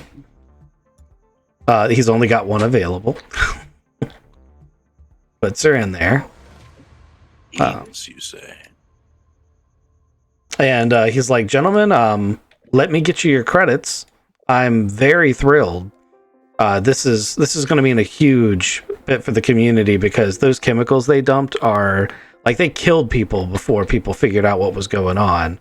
And then Stern Metals has been trying to weasel their way out of saying that they were responsible for this. And while we live in a frontier world where, with everything else going on, it felt like that no one was going to get justice for this. So this is, this money is hard earned from the community, and they really banded together to get this for you guys. He cracks open a hard safe box and chunks out just probably more credits than you guys have seen in one spot the entire time the occupation's been going on. This is a ton of hard currency in big denominations.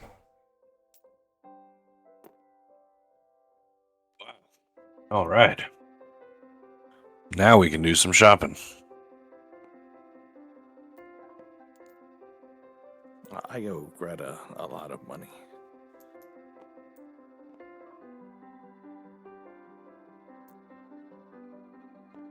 Oh, for your drone, yeah.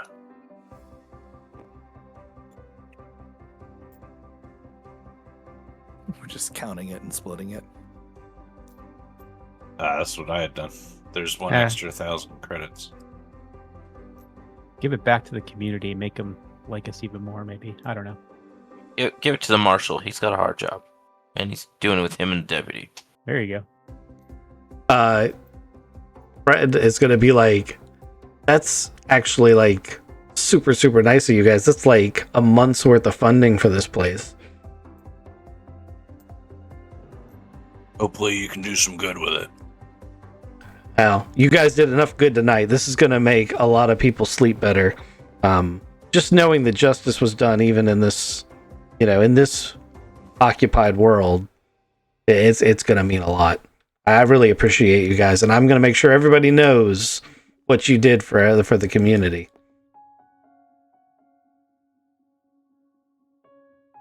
It needed to be done.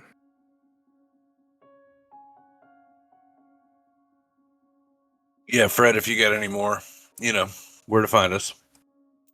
You got it. Braylix, as you're, checking all your stats and all your phone, you notice that you've received an email. And you received an email from Snowcat. Or maybe was it Hylar that left the message? Left the message with Snow. Was it Hylar? Hylar. Yeah. Hylar, you get the text message from Snowcat that says, hey, I just dropped that guy off at the spaceport. I was his ride into town. He was No shit. He was in orbit. He's headed on. He's like literally walking to the Meltwater Inn right now. Gents, let's go to the tavern. To the tavern! I'm gonna walk in separately from you guys so he doesn't know that we're all together, and I'm gonna, if there's an open seat by the door, I'm gonna hang out by the door. So it's pretty late at night, but there's still a decent number of people in here, but you guys are able to find seats. Not nearly as packed as it was the first time. And you guys actually beat him there. So like you guys initially come in there and do your seats, and then Devo comes in, he stops in the little airlock to take a big bulky jacket off that doesn't seem to fit with the rest of his attire, because he's got this big old like parka-looking thing. But when he takes it off, he's in this business suit. And then he steps through the inner door. And he scans, looking around the room. And he sees Braylix. And he walks towards Braylix. He is alone.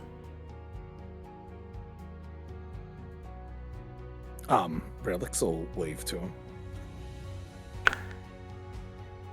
Good evening. I expected we would have to exchange phone calls and pleasantries before I could meet with you. I understand that you represent an entity that is willing to pay handsomely for a piece of technology I've acquired. I do, and it's a pretty small town. I happen to be up late, and you happen to come to the first place. Kind of lucky. I was just coming for a room, assuming you wouldn't be awake, but fortune seems to have smiled upon us.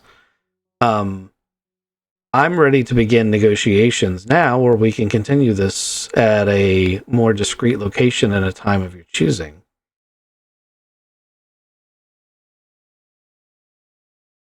We can do this.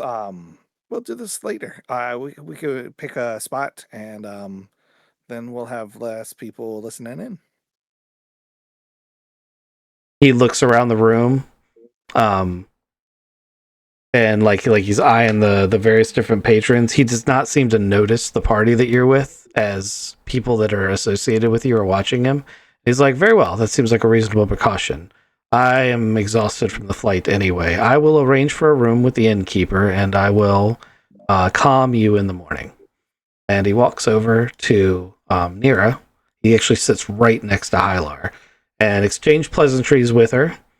While he does seem very polite and professional, Hylar does get that sort of like, slimy feeling. Like, this guy is a snake.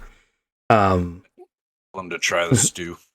Yeah. Well, yes, of course. She hands everyone a little bit of stew. He gets a pretty small bowl, though.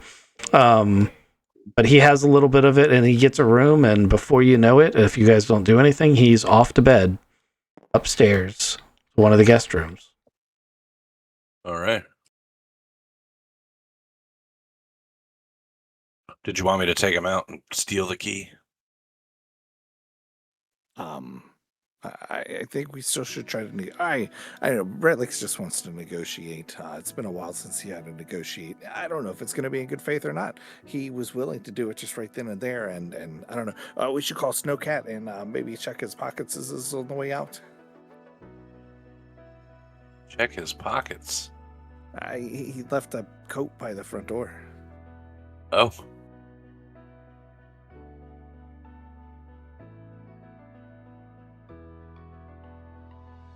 Also, I think we should meet him at that algae plant. There's not a lot of people there. That is a good place to meet. What does everybody else think? We just erased that drawing. Makes sense to me. Again, there's enough place for us to hide and listen in and not show true strength and whatnot. It's discreet enough. Yeah. Algae plant works for me. Agreed. And searching through his jacket. Oh, we're doing that too. Oh.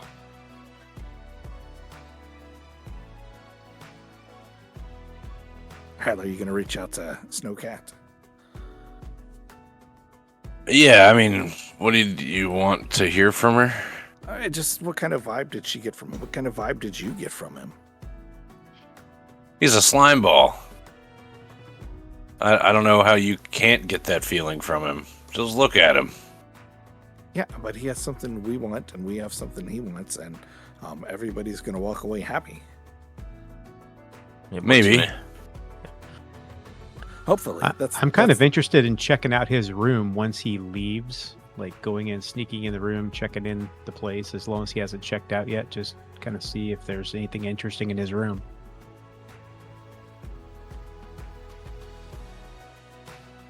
All right. Well, while you're doing that, I'm gonna eat some stew. I mean, he's in his room right now. Yeah, when he Yeah. leaves his room. Like tomorrow. So while he's out meeting with Brelex, we scour through his room and see what we can find. Yes. Did he have any bags or anything? You did not see any, and he was right next to you. I don't think he intends on staying. I think this is going to go down. That's what we need to ask Snowcat, is if there's a return flight booked. That's a good Okay. question. I'll send her another email. She's here. You can just call her. Invite her to the bar. To speed It's the middle of the night. to speed things up, yes, there is a return flight booked, but she's not flying it. But basically, there's daily flights that go in and out, and there's at least every other day there's a flight to orbit. Yeah, I'd be willing to bet he's going to make the deal and then he's going to go.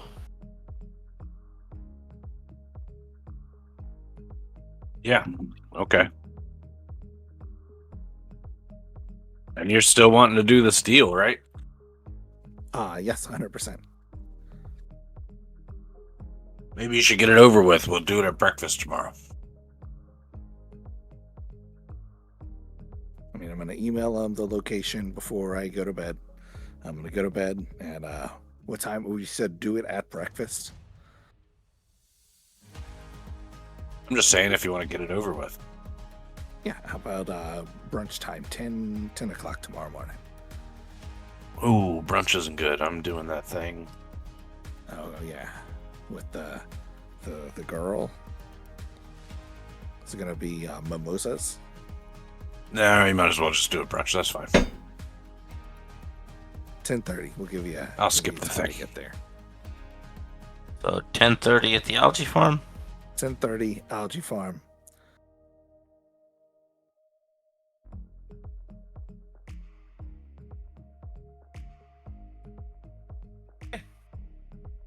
Let's do it. Get some sleep. Sounds like a party. Okay, you guys head back to your apartments. You get a decent night's sleep. Brelix calls him in the morning and arranges to meet him for breakfast at the algae farm. Is that what I heard? Yes. Brunch. Yeah, so breakfast at the algae farm. So he agrees, and he heads out to the algae farm, and Brelix heads out to the algae farm. And where's everyone else going? I'm out to the algae farm before them to get myself nice and hidden. Okay, stealth check for Marcus. Garrett? I'd like to head up to the room that he just left to see if there was anything left behind, you know, garbage stuff, anything of interest that may be able to give us more information about him. How do you wish to proceed getting in the room? You're just going to ask Nira for the key?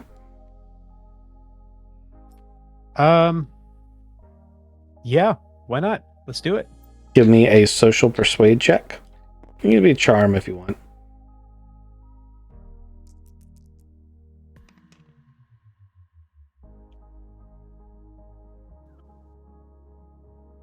So we have a 10. All right.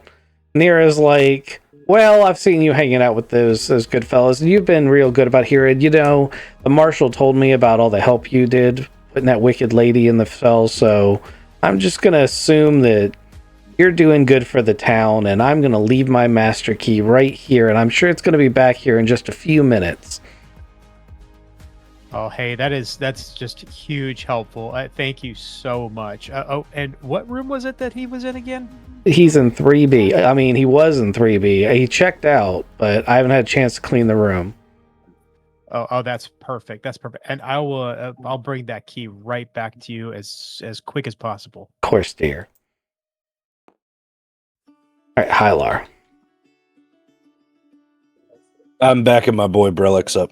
I'll walk in there with him to be helpful during the exchange. Yeah, that's very good, very nice. And that was the advice of Churchill, was to bring a bodyguard. Garrett, all you have to do is give me a recon check. So So Devo comes in to the algae farm, looking around. He's like, "It's an interesting place to do a brunch." I didn't catch your name. Yeah, I'm Brelix. As you are aware, I am Nevo. It's nice to meet you, Mr. Brelix. I would like to conclude this transaction if possible. Your benefactor was not specific on in what format payment would be forthcoming. What do you have to offer for the piece of technology that I have? I got a little of this. I got a little of that. Got some gems. Are gems what you're looking for? Certain gems could be rather acceptable. Please, can you give me an example? Relix takes the briefcase, puts it so that it's only facing him, and pops it open, picks up a couple of the gems. 3. I have 3 total gems. There's more, but I just picked out 3 and put 3 out there. I pick up 3 and I I go to toss them and then realize they're gems and I put them. I look at Hylar. We don't have a velvet mat. Well, they did come in massive bags, so you have lots of these. All right, so I have one velvet bag, and I place gently those 3 gems down. So he looks at them and he's like, "They're not super valuable, but you do have a good number of them. It's an interesting collection you have. It's almost like they've been mined semi-recently. They're rough cuts. How many bags of these do you have?" The answer's 5. But you don't have to tell him that. And I go, I have, you see the 3 gems? I have 3 bags. Oh, okay. Is that an acceptable price? Well, it'll depend on weightage and stuff like that. We can negotiate that. It's honestly 3 bags is going to be a little low of these. These are just not super high quality. What else do you have? If gems aren't your pleasure, I also have precious metals, and I take a bar of that and I put that right behind the bags of gems. Okay, so you pull out 1 of the 4 gold bars that are in the case, set it out on the table, and he says, "Oh my." He hefts it a little bit, and he pulls out a scanner. Braylix, because he has so much broker and admin, would immediately recognize it as what's known as an appraiser scanner, and it's determining the purity and the content of the bar.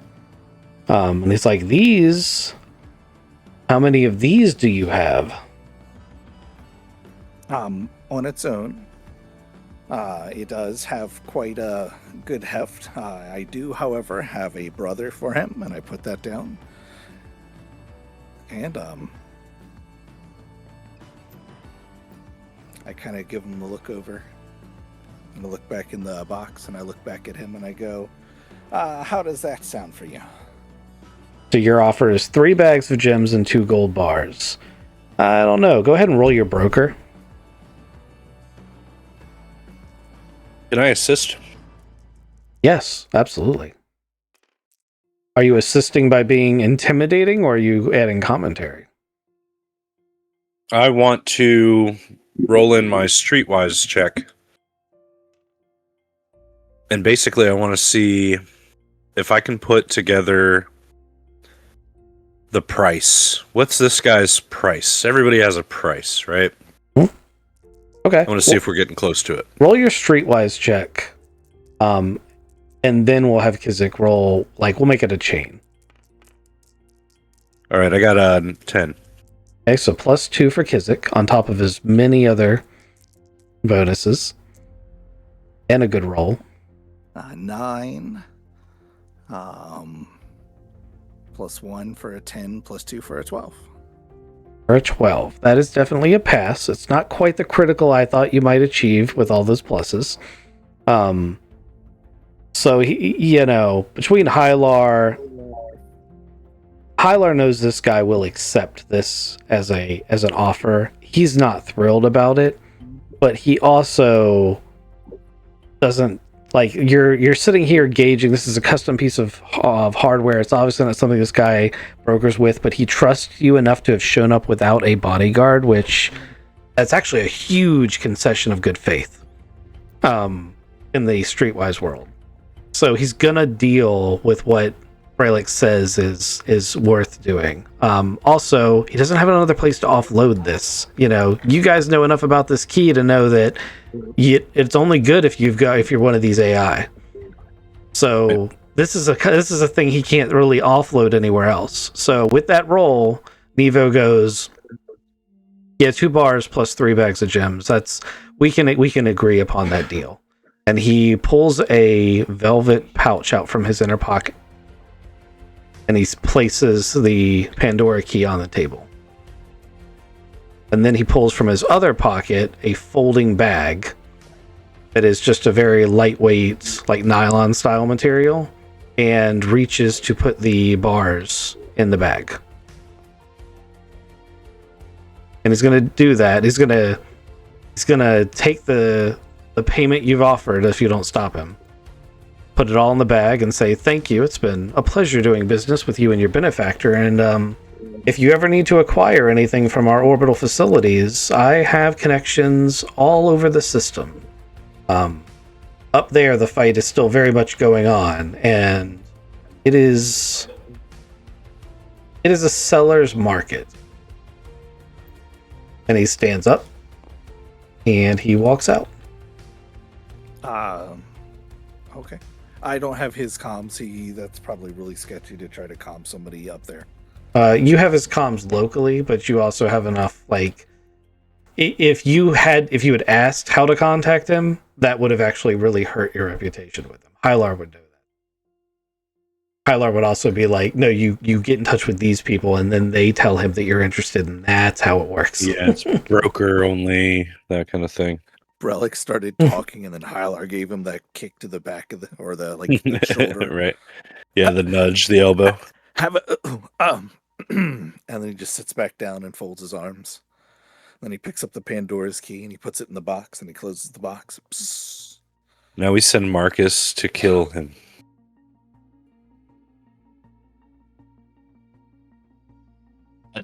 That we need to kill him. I was joking. Marcus is all, I got a knife out, like, really? I didn't want to. I was joking. Are you sure? One of my rules is never exchange money if you don't have to. We can get it back. One of my rules is you exchange money for goods and make a fair deal for everybody. I was just joking. I heard that somewhere and I got show. Okay. Because I'll trail him. Alright, we got What's the Garrett doing? Garrett, what did you roll for your check? I got an 8 on my recon. Okay. So that's not fantastic, but it's not bad. He's left a comm terminal open, and he has been leafing through the local database. I said it was like a server of local, like, supplies. And he has looked up in the personnel directory a number of individuals, including most of the party members. He appears to be looking for local contacts for streetwise / underworld stuff. It's very possible before he walked in that meeting with Brelix that he did actually know what his name was, because he's looked him up. And he probably knew who Hylar was. Do we know which party members, or was it all of us? All of you. Okay, so he kind of knew who we were before. Hey, in fairness, he looked up a lot of people that were potential contacts. You were just amongst the many people he looked up. He basically was getting a lay of the land, as if he intended to return. Gotcha. Okay, I'll share that with everybody here. So, That's very interesting. I think that's a good stopping place for tonight, as we are pretty close to the end of the night, and I don't think you guys have enough time to do another mini adventure. Nope, I'm good with that. So let me ask my standard battery of questions as we arrive at the end of the night. What did everyone think of the social hub interaction session? Did we enjoy the mini quests? Did we enjoy the Theater of the Mind stuff? And how do you guys feel about the story stuff that came along?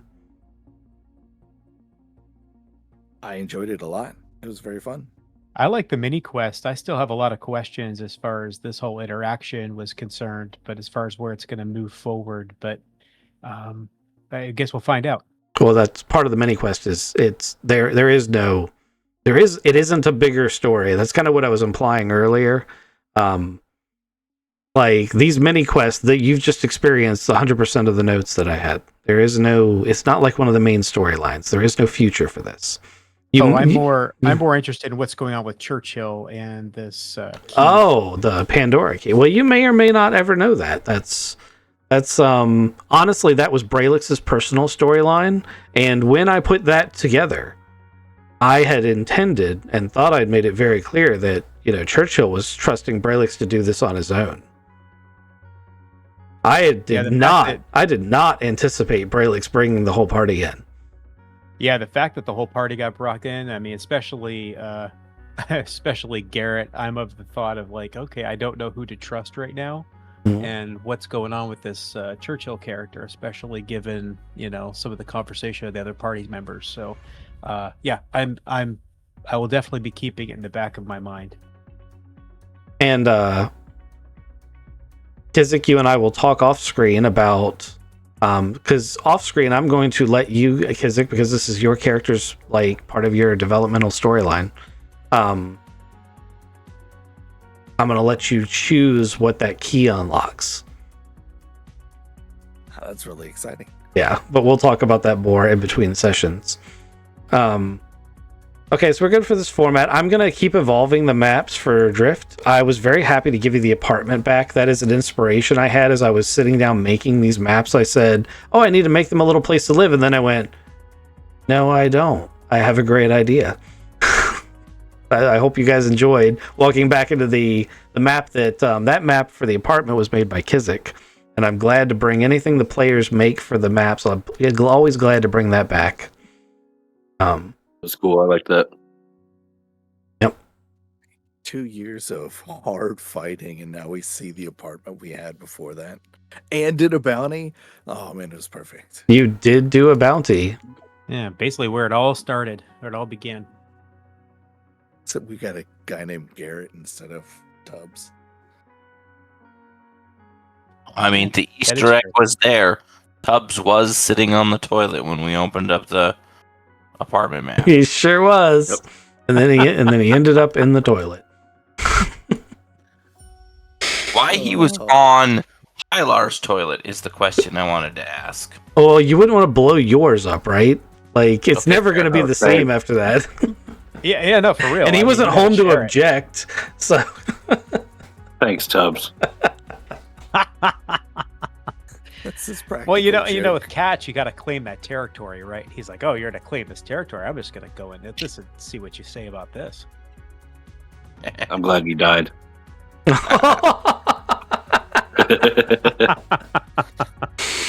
That's so good. All right, I'm going to end the stream there. Thanks everybody for stopping by, and we will see you next time.